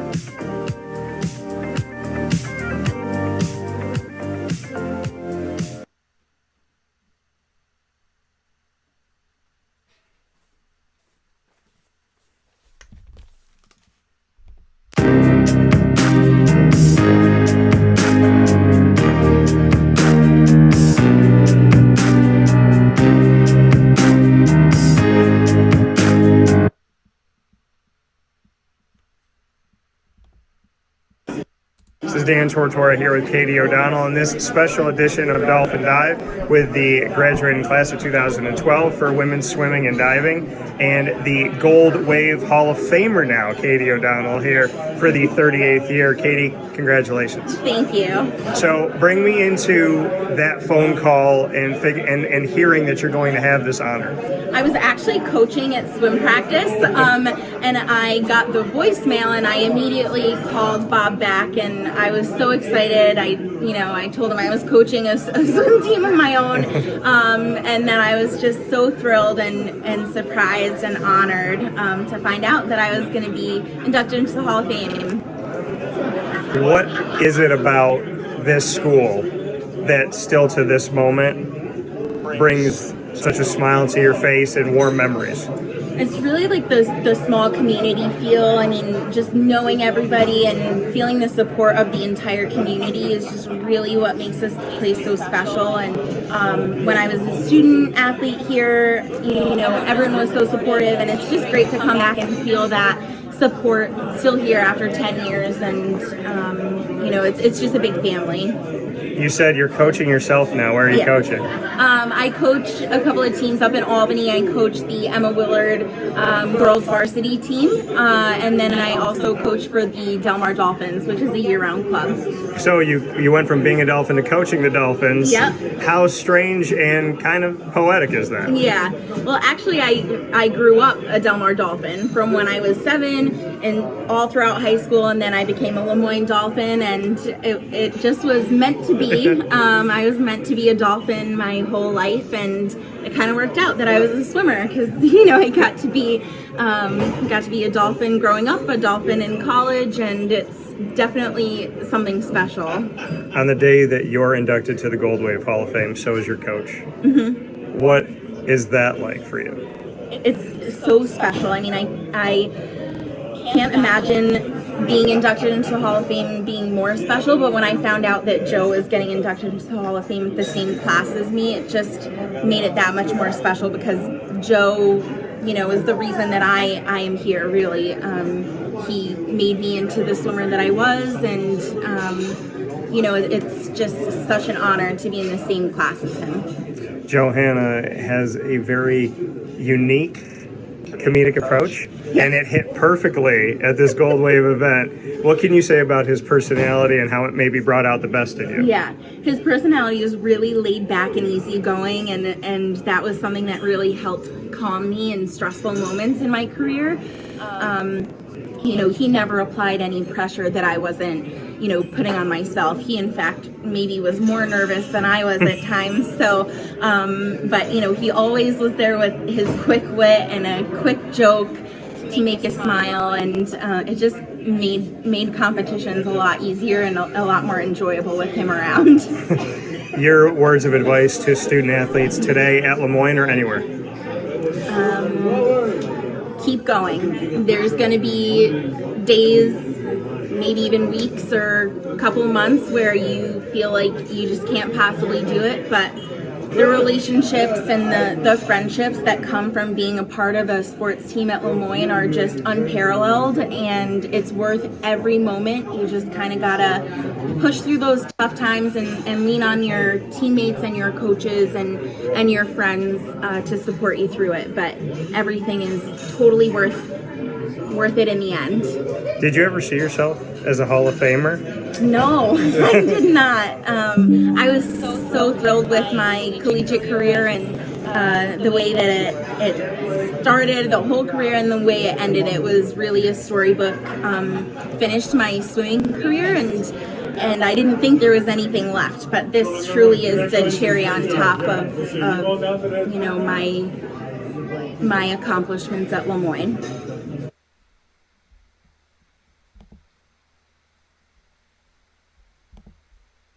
Dan Tortora here with Flagan Prince in a very special Dolphin Dive. The induction of the Gold Wave for the 38th time, and being a part of this group coming from men's basketball in a class of 2004. Flagan, first and foremost, congratulations. Thank you very much. So getting up there and getting to tell your story, what did that mean to you to be able to share that with the community? It means a lot. I know exactly what LeMoyne College has done for me. It's changed. It's propelled me to get into higher education and see the world in a different light. Me coming from a Brooklyn kid coming up upstate and meeting the type of people I did, like Coach Evans, really meant a lot to me. This institution will always be a big part of my past and my future. You said coming from Brooklyn. So what have you learned from upstate New York? How would you describe upstate New York? Very well. I'm not going to downgrade and say it's the hustle bustle of New York City, but it's a lot. This is a lot more low key, a lot family friendly. Where you have these kind of events like this is something that actually makes upstate New York really upgoing and developing place. When you're a kid here at LeMoyne, learning and growing yourself, and you get to come back here on a day like today and be honored and have your children who are learning and growing see you, what does that full circle do for you? Oh, that's amazing. For me to have my son and my daughter to actually see something like this and know that higher education has actually propelled and done this for you, it's all the world. Me and my wife both have master's degrees, and let my kids know like this is the standard. This is the set standard. So it's totally an honor, and it means a lot for our generation going forward. You told the story about Steve Evans and the fact that he wanted you to get your degree and graduate. He said it all ended up working out. You obviously got to play. Going back to that moment and being upset to now looking back on it 2020, what do you think about the fact that he said to you got to get that degree? I think it's something that shows his character, because he could have easily said, hey, no worry, take that money and you could go. But it was something for him to do, like, this will change your family dynamic. I'm a first college graduate, and he knew that when I transferred over here. So to know that he put that above everything else, even still to give me a scholarship and let me finish up, that means the world to me. His character will always be valued in my heart. And when you came over, he said some of those classes didn't translate over, so you had to have a little more time, and he did what he could to make sure that worked for you. What does that mean to you that he was willing to, having an entire team, look at you individually and say, listen, whatever we have to do to make sure you can play, you can get your time on the court, and at the same time get your degree? That's the thing. It takes more than just a coach, right? To actually look at something for a program and say, hey, I'm gonna put everything aside. We want to make sure you're a graduate, you're an athlete. That whole philosophy of working a total character person is something that Steve Evans had, and that's why I value him and I value LeMoyne, because it wasn't just like you're a player. It was, they want the whole package, and I value that so much. To see your jersey in a frame, a little gift from head coach Nate Champion, and to see that Nate, the current head coach of the men's basketball team, and that the current team showed up to see you. What does that mean? That shows family.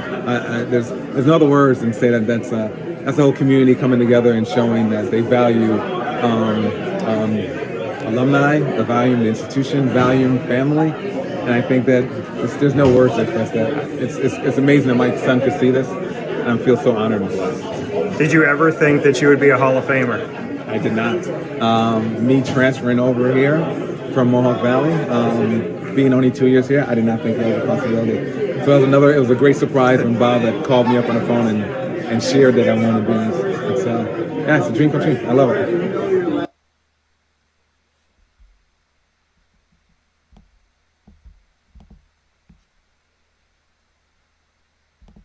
Dan Tortora with Coach Joe Hanna, the beginner of the men's and women's swimming and diving teams here at LeMoyne College back in 1990. Coach, congratulations, 38th Gold Wave Hall of Fame class being inducted.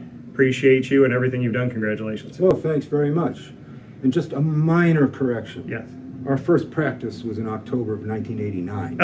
Okay. Fair enough. Do you remember the date? I was October 17th, I believe, 1989. But there are other things about the date I would rather forget, like the level of swimming we had at that time. But you know what? It got better quickly. Your comedy and everything that you bring personality-wise, how would you describe it? I spoke with Katie about it as she got inducted with you. How would you describe your personality and comedic approach? Well, I would just say it's disguised intensity. Okay. I approach people, to me, humor is the window to the soul. And you can't dwell on it. But when things become challenging, as they do, if you want to get better, you have to leaven it with a little bit of humor. Because, like I said in my speech, I think I said so, this has to be the best time of their lives. Not a grind, not a burden. The best time of their lives. And that's the dollop of humanity you need. Sometimes just a smile. And in today's world, that need to smile, to just take that dollop, how important do you see it today to take a step back and have a sense of humor? Oh, I think that might actually get opposing sides to talk to one another once in a while. We are a nation built on compromise. We are a nation built on discussion and exchange of ideas. And if we can't do that anymore, if we can't sit down and laugh and have a meal or share a drink with somebody, even if that person disagrees with us, then we're in a very bad place. We're in a shadow place. And so I hope that develops. You know, if you look at athletics, I think we have that in a better measure of that than most people. Certainly better than our political and social landscape. A lot of very fierce competitors are also very fierce friends after the contest is over. And that's the way it should be. And athletics has always been able to be a better part of society. It's amazing how a team can have different religions, different backgrounds, different nationalities, different languages, different political views, but they all come together to find a place as one toward a common goal. How does sports, in your opinion, reflect what society could be?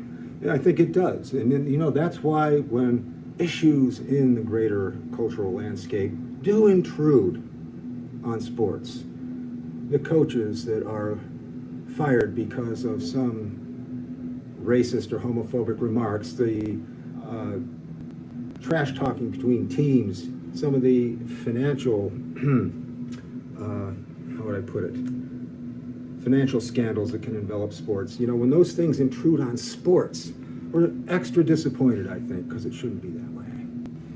And Coach, for you to be in this dollop of smiling and happiness to see Katie O'Donnell be inducted with you, someone that you had the opportunity to coach, what does that mean to be arm in arm with her in the same induction class for the Gold Wave? Oh, it's really terrific because it, in a way, it validates my approach, a little bit at least. And there is nobody more driven and more intense than Katie O'Donnell. And sometimes she needed to be led away from that a little bit, to sit back and say, hey, Katie, relax. It's going to be all right. Get a good night's sleep. Read a comic book. I don't care what you do, but relax. And she absolutely is a great example of a life-sport balance. You said that you're at peace in starting the men's and women's swimming and diving teams, that you're at peace to move forward. How did you find that peace? Well, it's interesting that you should mention that. In not too long from now, I will be ordained into the Episcopal Church as a priest. And that peace is easy to find. It's available to all of us. And you said moving from coaching to being a priest. How did you find this next chapter? What led you here? I have been involved increasingly in the church over the past 12 years. The calling to be a priest, probably a substitute or a part-time priest, started to evolve in me probably 5 years ago. But I told my wife, okay, I'm not going to drop $60,000 on seminary. I might not have a wife if I had done that. So I had to do it part-time. The various divinity schools and so forth, some online courses, some courses here at LeMoyne, and eventually they added up to where I could take the ordination test, which I did reasonably well on. And now, as you have this piece, as you step forward, Adam taking over the program and alum, what makes him the right leader? He wants to take over the world, the swimming world. But he wants to take over the world. He's got the energy and intensity, enthusiasm to do that. I find that drifting away from me a little bit my last couple years, and it was time. It was absolutely time. And Adam and I sat down before he took over, and I said, talking about plans for the team and so forth and so on. And one of the things I said was, you know what, Adam? The way we practice, the intensity with which we practice, all that's pretty much in place. Our focus on academics is in place. It's good to tell a joke once in a while. But I would move everyone's practice to 6 o'clock in the morning. They're fresh for the day, and once they get used to it, they'll love it. And so far, so good.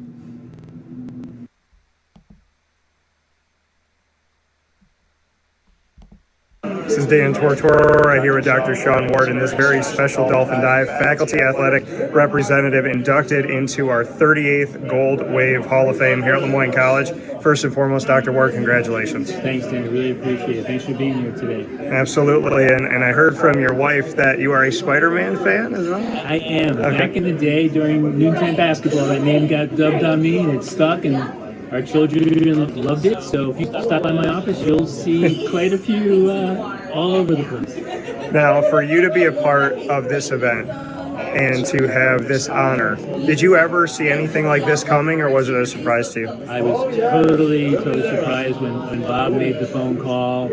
I thought it was about some other business, and as we would have calls about business, I had no idea it was coming. I was really taken by surprise. Having this honor to you means blank. How do you fill in that blank? It is a tremendous compliment to be acknowledged by this group, and I am so proud of LeMoyne College athletics, and so it's over the moon. It's over the moon.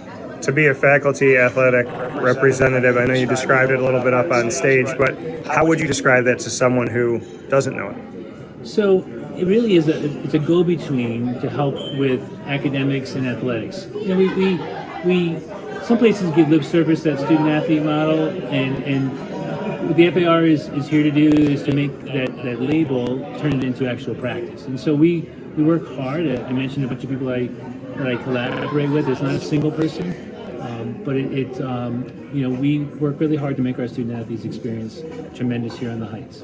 And you said that sometimes it's lip service when we say student-athlete. Why is it so different at LeMoyne that it's not lip service and that we really do have that bond and that go-between and the importance of both sides of that dash of student-athlete? So I think it starts with our Jesuit values and the fact that how we take our approach to educating the whole person, and so it starts there.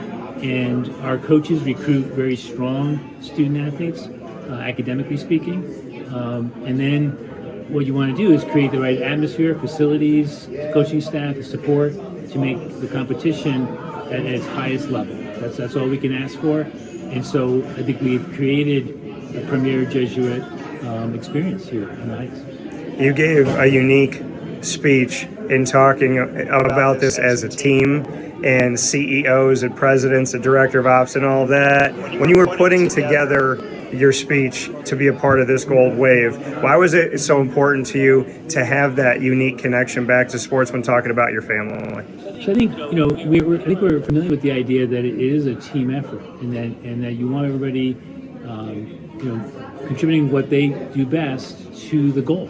And so we've joked in our family a lot about this Team Ward stuff. We've got T-shirts and so forth with that on it. But as I thought about my role, and it's really about the collaboration amongst different people.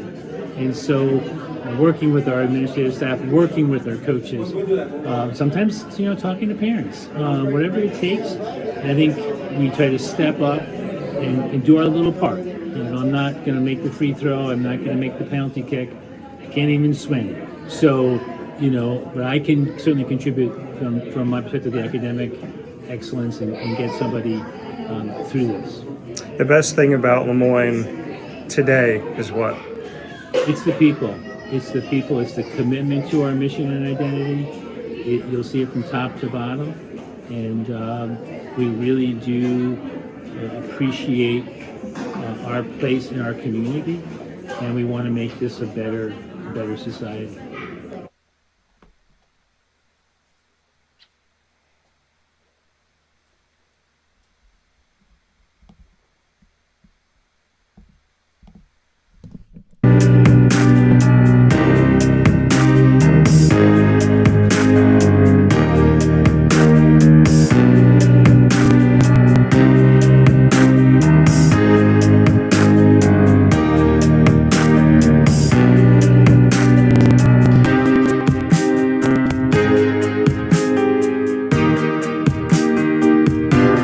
This is a special message from Merritt Brady, owner-operator of Chick-fil-A Watertown on 1290 Arsenal Street in Watertown, New York. Chick-fil-A for me has always been about the people. I think it starts with the strength and leadership of the Cathy family. It's just amazing to see a family-run business reach the altitude that they have.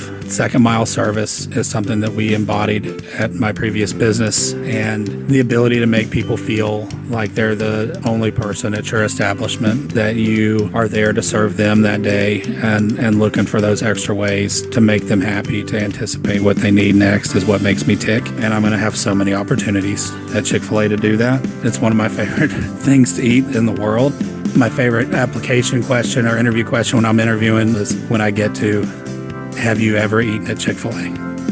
And a smile hits both their ears. They can't even answer the question for a second. And when I see that, it's like, man, that's going to be a great hire. They already get it. They already feel it. They already know that we're different. The Chick-fil-A experience, it's a real thing. And then, of course, just our generosity and community involvement and making a positive impact in the lives of our team members, our guests, and the community in general, I think is really the secret sauce.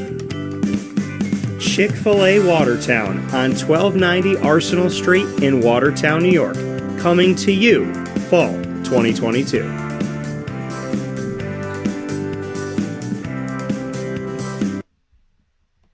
Welcome back here to Wake Up Call with Dan Tortora inside of the Cafe Kubal studios, hanging out with you where sports truly meets that thing called life. Always appreciate you being here on Wake Up Call with Dan Tortora, where sports meets that thing called life, inside of the Cafe Kubal studios. Cafe Kubal located for you on 3501 James Street, 324 West Water Street, and 401 South Salina Street. And nice message from my mom here this morning.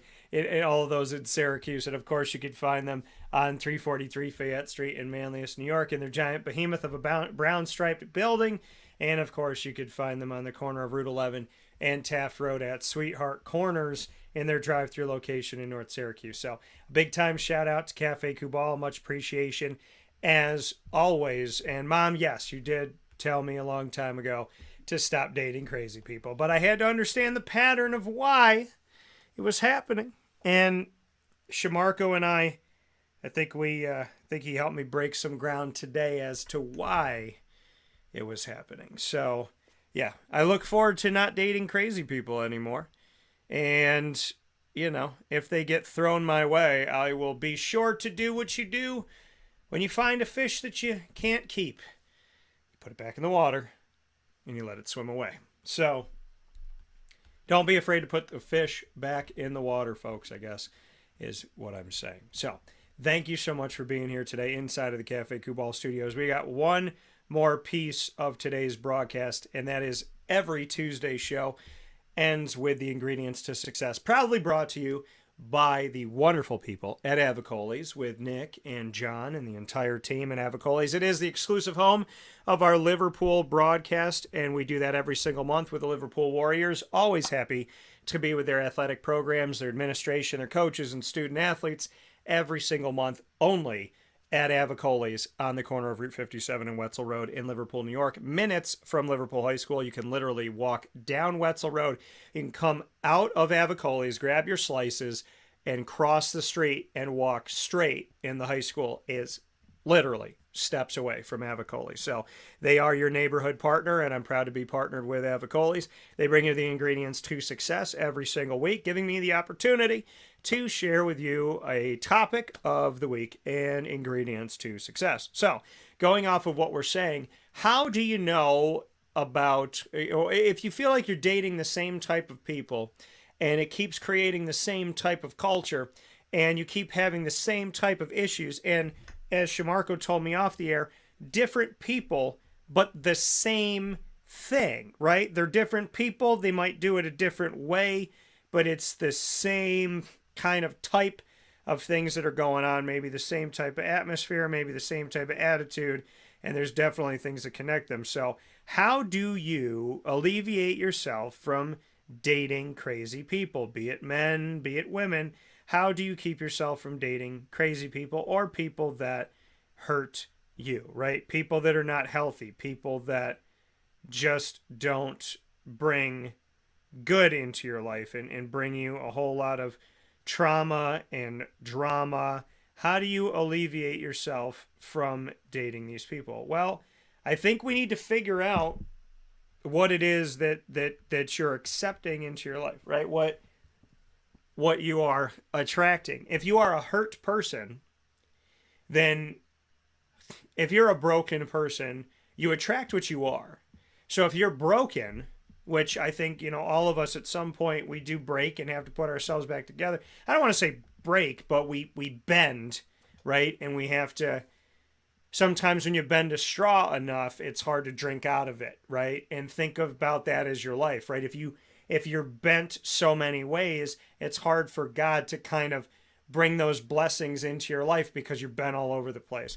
And so, I really do believe that you attract not who you are. I don't consider myself a crazy person. I don't consider myself a mean person. I don't consider myself to be a lot of the things that I've dated. But how do you bring those people in? I think you bring them in based off the knowledge and wisdom that I've gained from my mom and from Shamarko and from, great people in my life. I think you attract what you are, right?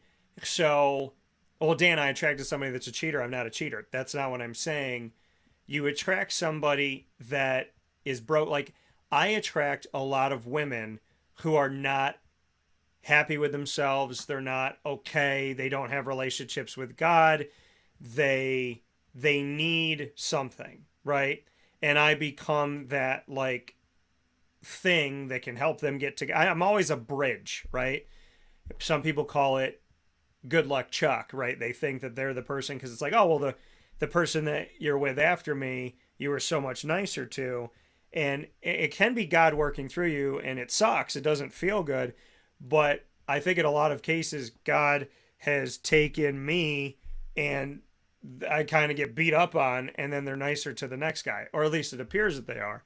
But the thing is, in order to stop dating crazy people, you have to really look at what you allow in your life, and you have to allow, like Shamarko said, you have a big heart, Dan.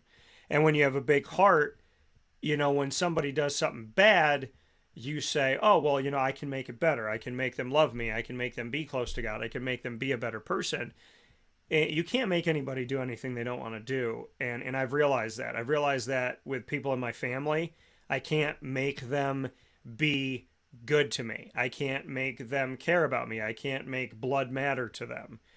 I can't make one of my closest friends be sorry for the things that they had done to me, be sorry for lying. I can't make them call me. I can't, take a one-sided relationship and make it a two-way street. I can't change people. People change themselves if they want to change. And we shouldn't go through life trying to make somebody else better, because the only thing you can do is make yourself better. You can help people. You can help people all you want, but in order to stop dating crazy people, in order to stop dating people that are hurting you, because I think a lot of people, we don't want to admit this, but we'll say like, well, I've dated all these people and they're different versions of themselves. Like, I date a lot of women that are selfish, but it's masqueraded in different ways. But they're all selfish. They want you to drive them all the time. They don't want to drive. They want to only watch what they want to watch on TV. They only want to hang out with you when you call them. They only want to hang out with you if you come over. They only want to do things on their schedule at their time. They schedule you like a doctor's appointment. And so you say, well, Dan, is that how you treat people? And I say to myself, no, I mean, I ad-lib a lot and I try to do things on people's schedules, but sometimes I can be selfish or perceived as selfish and never wanting to be. And, so I think taking this all, and as I'm learning about it as we go, how do you stop dating crazy people? Well, you stop dating crazy people when you realize what is in your life that you have not worked on and that you've not figured out.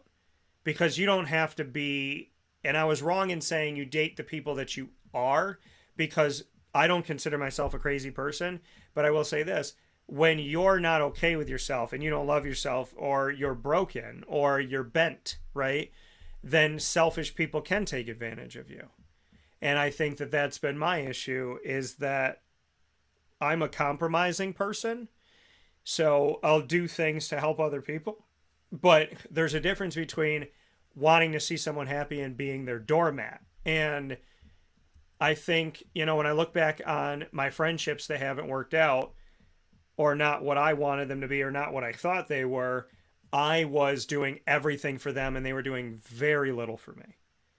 And I was doing everything on their schedule. And when I look back at relationships that didn't work out, it's like, I always went to her house. I always made things easy on her. I always came to her. I always apologized to her. I always gave her a chance. And Shamarko said something really important. He said, sometimes you're standing in front of God's lesson to them.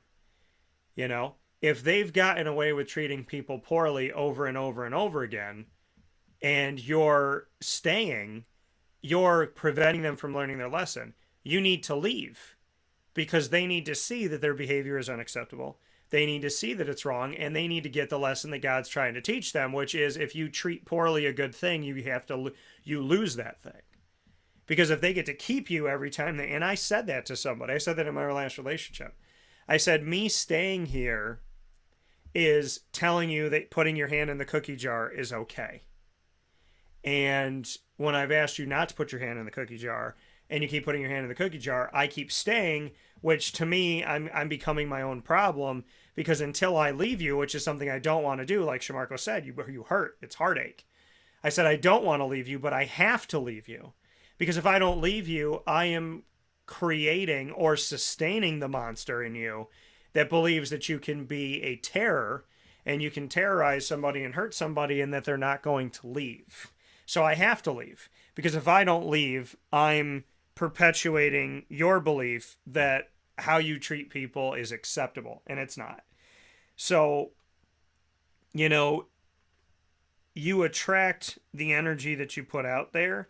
And, you know, if you're not treating yourself well, or you're not loving yourself, you're going to meet people and you're going to date people who don't love themselves. If you want to attract someone who is healthy and who has it all together, well, then with all due respect, you need to be healthy and you need to get it together. And I'm not saying you need to be perfect. I'm saying you need to love yourself, because someone who loves themselves truly and completely does not put up with someone's BS. And I think the thing is, I love myself, but I did not love myself enough, or I didn't love myself more than not wanting to be alone. My desire to not be alone was higher than my love for myself. My desire to have some of what I want instead of none of what I want was more than me loving myself. So, you know, I think everything Shamarko said today was right. In the reality of, you know, how do you break this cycle? And he said the same thing to me, because he's like, I was doing the same thing. How do you break this cycle of not dating toxic people? Well, you have to stop being toxic to yourself. You know, how do you break the drama? You need to take the drama out of your life. You need to alleviate the drama. You know, nobody that loves themselves is going to put up with somebody treating them like garbage, right? Because we all have love in our hearts and we all have a desire to, you know, want to love, right? I believe that everybody has that. Some people may hide it, but we all have that want to be loved and to love other people. But how do we prevent ourselves from being taken advantage of? Well, because we need to understand that what we find in other people is what we find in ourselves. And in the most broken state that I've seen people that I've dated, I've realized, wow, you know, something inside of me is obviously broken if I'm allowing this to be in my life, you know. And I think it's, you know, it's easy to go, oh, they were crazy, they were ridiculous, and whatever, and we move on. But you're supposed to learn something from every relationship, even the worst ones, and sometimes especially the worst ones, you're supposed to learn something from. So what have I learned from relationships I've been in, and how do you stop dating crazy people? Well, you have to be willing to wait for the right one. You have to walk away from things that are bad. You have to set boundaries. I have a big heart. My mom does too. And we get taken advantage of all the time. You know, we get taken advantage of all the time because we have the big hearts that we do. And I say to my mom all the time, why, you know, if you know that this person is going to do something over and over and over again, and you've known that for years, why do you allow it? And it's because my mom has a big heart. And it's not that she should stop having a big heart. It's not that I should stop having a big heart. It's not that you should stop having a big heart. It's that even with your big heart, you have a big heart, but why don't you protect it? You know, you have a big heart, but why don't you protect it? If someone creates stress in your life, then you need to be willing to maybe not call that person back. Maybe not call them at all right now. Maybe tell them to just leave you alone for a minute. Maybe to step away. You know, we need to be willing to say no thank you to people. We need to be willing to say, why don't you keep whatever you're trying to sell me, why don't you keep it? You don't have to accept everything that is left on your doorstep. You don't have to let it all in, okay? And I think that we forget that you don't have to let everything in that's trying to get in, okay? Bugs try to get into your house, and you don't try to let them in, you know? Some mice try to get in your house, and you don't want to let them in. Birds try to get in the house sometimes. You don't want to let them in. So you really have to sit back and you have to think about this. Just because something is trying to get into your house doesn't mean you have to let it in. And in the simplest of ways, I would say that to you.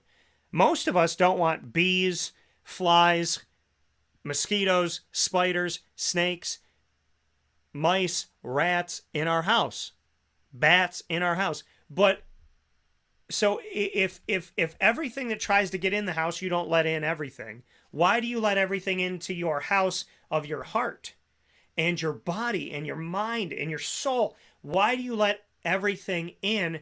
If you wouldn't let everything into your actual house, why would you let it into your soul house, to your heart house? Why would you let something in there that you don't want in there? My last relationship, I let a rat into my house. I let a rat into my soul. I let a spider into my heart. I let a snake coil around my heart. And the longer I stayed with her, the more the venom was there, the more she bit my heart, the more she strangled my heart. Until I told the snake, you're a snake. You're not an angel. You're not a beautiful butterfly. I called the snake what it was, a snake.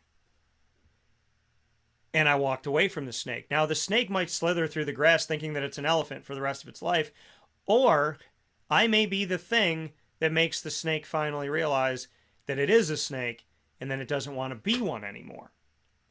Now, I don't like being good luck Chuck. I don't like being hurt by someone only to show them what they've done wrong so that they could be nice to the next one. But me staying there, preventing them from seeing the lesson, is also wrong. We have to be willing to walk away. We have to be willing to leave. One of the hardest things to do in life is to walk away. Why? Because what did Shamarko say? Shamarko said, what do people fear almost as much as they fear death? Being alone. And why do people fear death? Because some people think that when you die, nothing happens, and you're just in like a giant black nothing, and that you're what? Alone. If people don't know if God exists, why are they afraid of dying? Because they're afraid of being alone. That there is no God, that there is no heaven, that there is nowhere to go, that they are alone. So the fear of being alone will make you do some pretty stupid and crazy things. It'll make you stay in friendships. It'll make you sit around family. It'll make you be in relationships. It'll make you be in business places where you are disrespected, unappreciated, put down, and totally ruthlessly attacked. Why?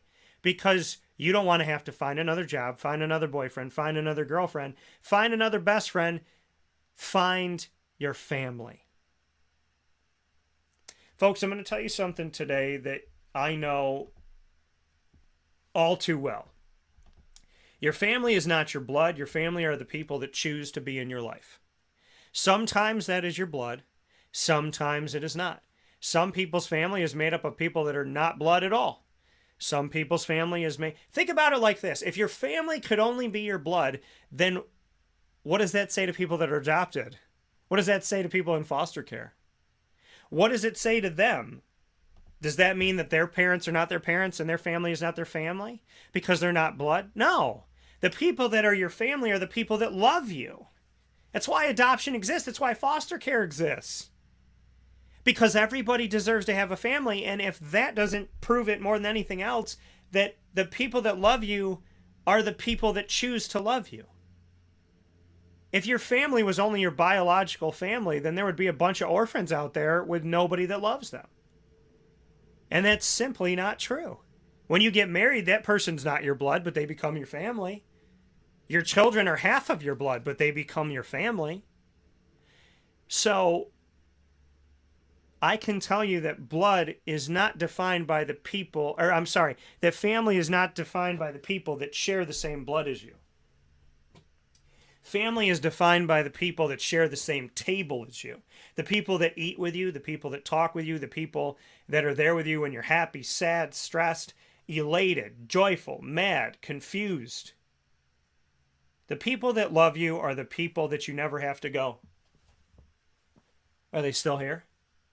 Are they still here? Are they here?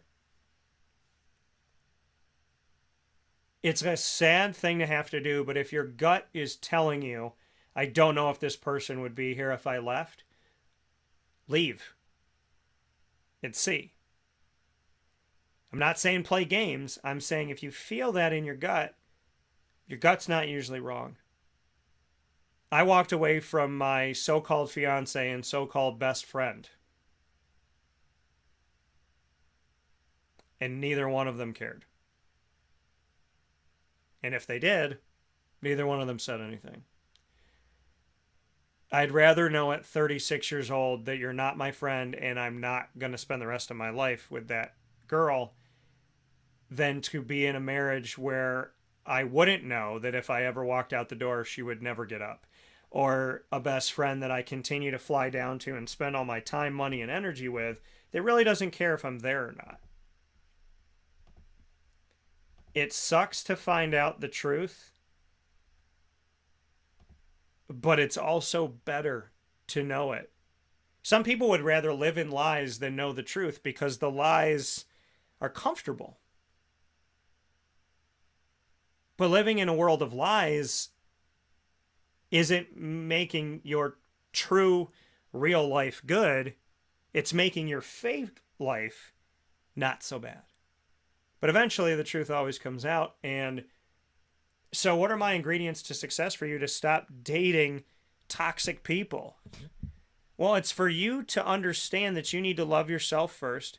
It's for you to understand the toxicity that lives in your life and the toxicity that you bring into your life and the toxicity that you create in your own life. Because people that you date are a reflection of you, and that doesn't mean that they're the same as you. It means the people that you date are a reflection of you in the sense of if you are not put together, if you are broken, if you don't love yourself, if you're not happy, if you question yourself and second guess yourself, you are going to put yourself around people that will do the same things to you, that do the same things to themselves. I was nothing like the girl that I dated in the sense of I don't cheat, I don't flirt, I don't lie, I don't waste time. I don't like doing it in the times that I have. I don't set out with the desire to waste time. So how is she a reflection of me? Because she was unsure of herself. Because she wanted to not be alone. She reflected the worst parts of me back to me. Right? That I had been abused and hurt and affected by people, and she had been abused and hurt and affected by people. So we found each other, and then she abused me. She became the villain of her story. She came to me saying, look at what all these men did to me. But she left with only saying, if she's honest with herself, look at what I did to him. I did the same thing to him that guy did to me. And I allowed her to do that to me because I wasn't healed inside and I didn't love myself enough inside, and she's not healed inside. She doesn't love herself enough inside. So those things were the same. You don't have to be exactly the same as the person. That's not what I'm saying. I'm not saying that the person is a reflection of you, that they are everything that you are and everything that you're not. I'm saying if you're dating people and there's a pattern of toxicity, it's because something inside of you is toxic. You have a leaking gas tank inside of you right now because you're dating people that are lighting the match. So until you realize where the leak is and until you change out that tank, you're going to keep dating people that are matches, and they're going to keep igniting that gas that has leaked out into the ground, and it's going to keep blowing up inside of you until you learn what it is, where it is, and how to get rid of it. You don't have to you don't have to be exactly like the person. You just have to realize if you have a leaking gas tank that you're dating matches, and you will continue to date matches until you fix the tank. And it's as simple as that. With that being said, easier said than done, but we are all a work in progress after all. With that being said, here on Wake Up Call with Dan Tortora, I want to thank you for tuning into the ingredients to success. If you want to stop dating crazy people, it doesn't mean you're crazy, and it doesn't mean you're a bad person, and it doesn't mean that they're a bad person. It does mean that something inside of you is being reflected to you in the people that you're dating. And it is a tough, hard fact to look at. But until you realize it, you will continue to date the same people, and you'll continue to have the same drama because something inside of you is crying for help. If it wasn't, you wouldn't be dating people that are crying out too. If you want to date someone that's together, get yourself together. with that being said, thank you for being here with us on every Monday through Friday from 9 a.m. to 11 a.m. Eastern Time here on YouTube.com, Facebook.com, and MixLR.com, all /Wake Up Call DT. Always appreciate you being here where sports truly meets that thing called life, as well as on wakeupcalldt.com and on Facebook.com /live now DT.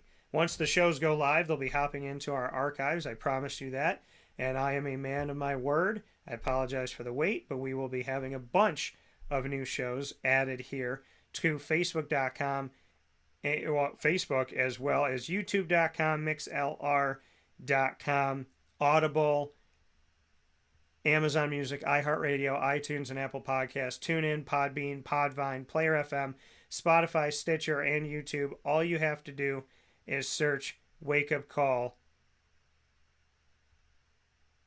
with Dan Tortora, or one word, Wake Up Call DT, on any one of these outlets. I want to thank all of our fantastic partners, Cafe Kubal, Carvel DeWitt, as well as the Wildcat Sports Pub, Witty Wicks, PB&J's Lunchbox, Avicolli's, Canine Camp Dog Daycare, Ma and Pa's Kettle Corn and Popcorn Factory, Pizza Man, Canine Campground Dog Boarding, Chick-fil-A Cicero and Chick-fil-A Clay, Honda City of Liverpool, Victory Sports Medicine and Orthopedics, Chick-fil-A Watertown, and Mother's Cupboard. And of course, Wake Up Call with Dan Tortora is the exclusive multimedia marketing partner of your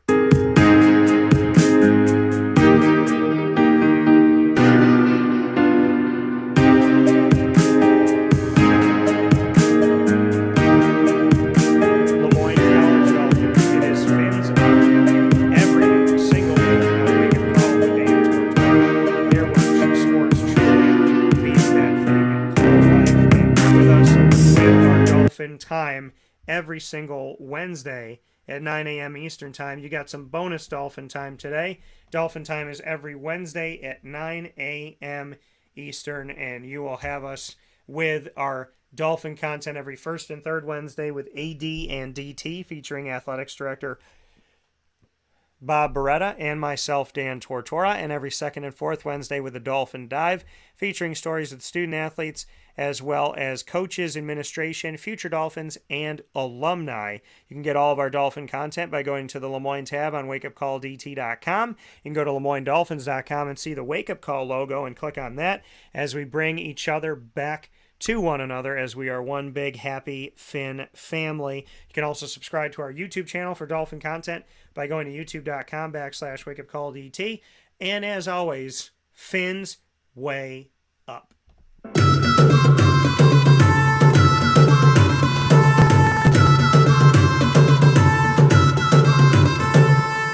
Wake Up Call with Dan Tortora is also the exclusive and proud multimedia marketing partner of your Bryan and Stratton Bobcats of Syracuse. Make sure you check out the Bobcats every single month on Wake Up Call with Dan Tortora in the Bobcat Buzz with student athletes, coaches, and administration.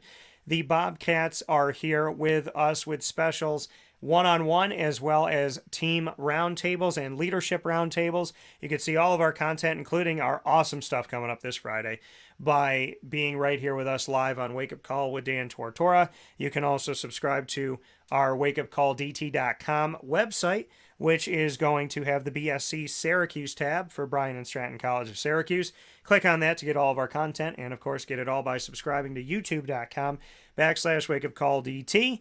The Bobcats. More information is on syracuse.bscbobcats.com. As always, go Bobcats. Bobcat Buzz coming to you every single month. With that being said, here on Wake Up Call with Dan Tortora, I want to thank my incredibly amazing, positive, and wonderful guest today. Inside of Ma and Pa's Popcorn.com's What's Poppin'. Head out to Ma and Pa's on 201 Old 7th North Street in Liverpool, New York.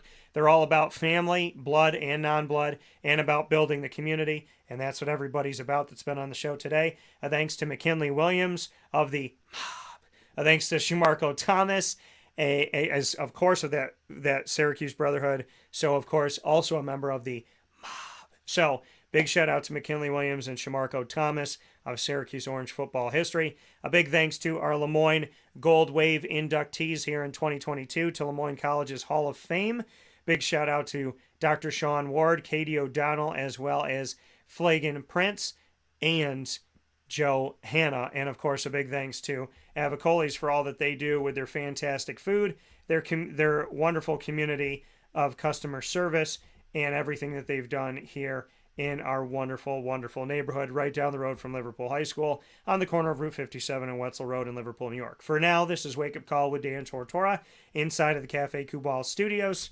Big shout out and go find us. Thanks to everybody that has on Facebook at Wake Up Call DT, Twitter at Call DT, and Instagram at Wake Up Call _DT.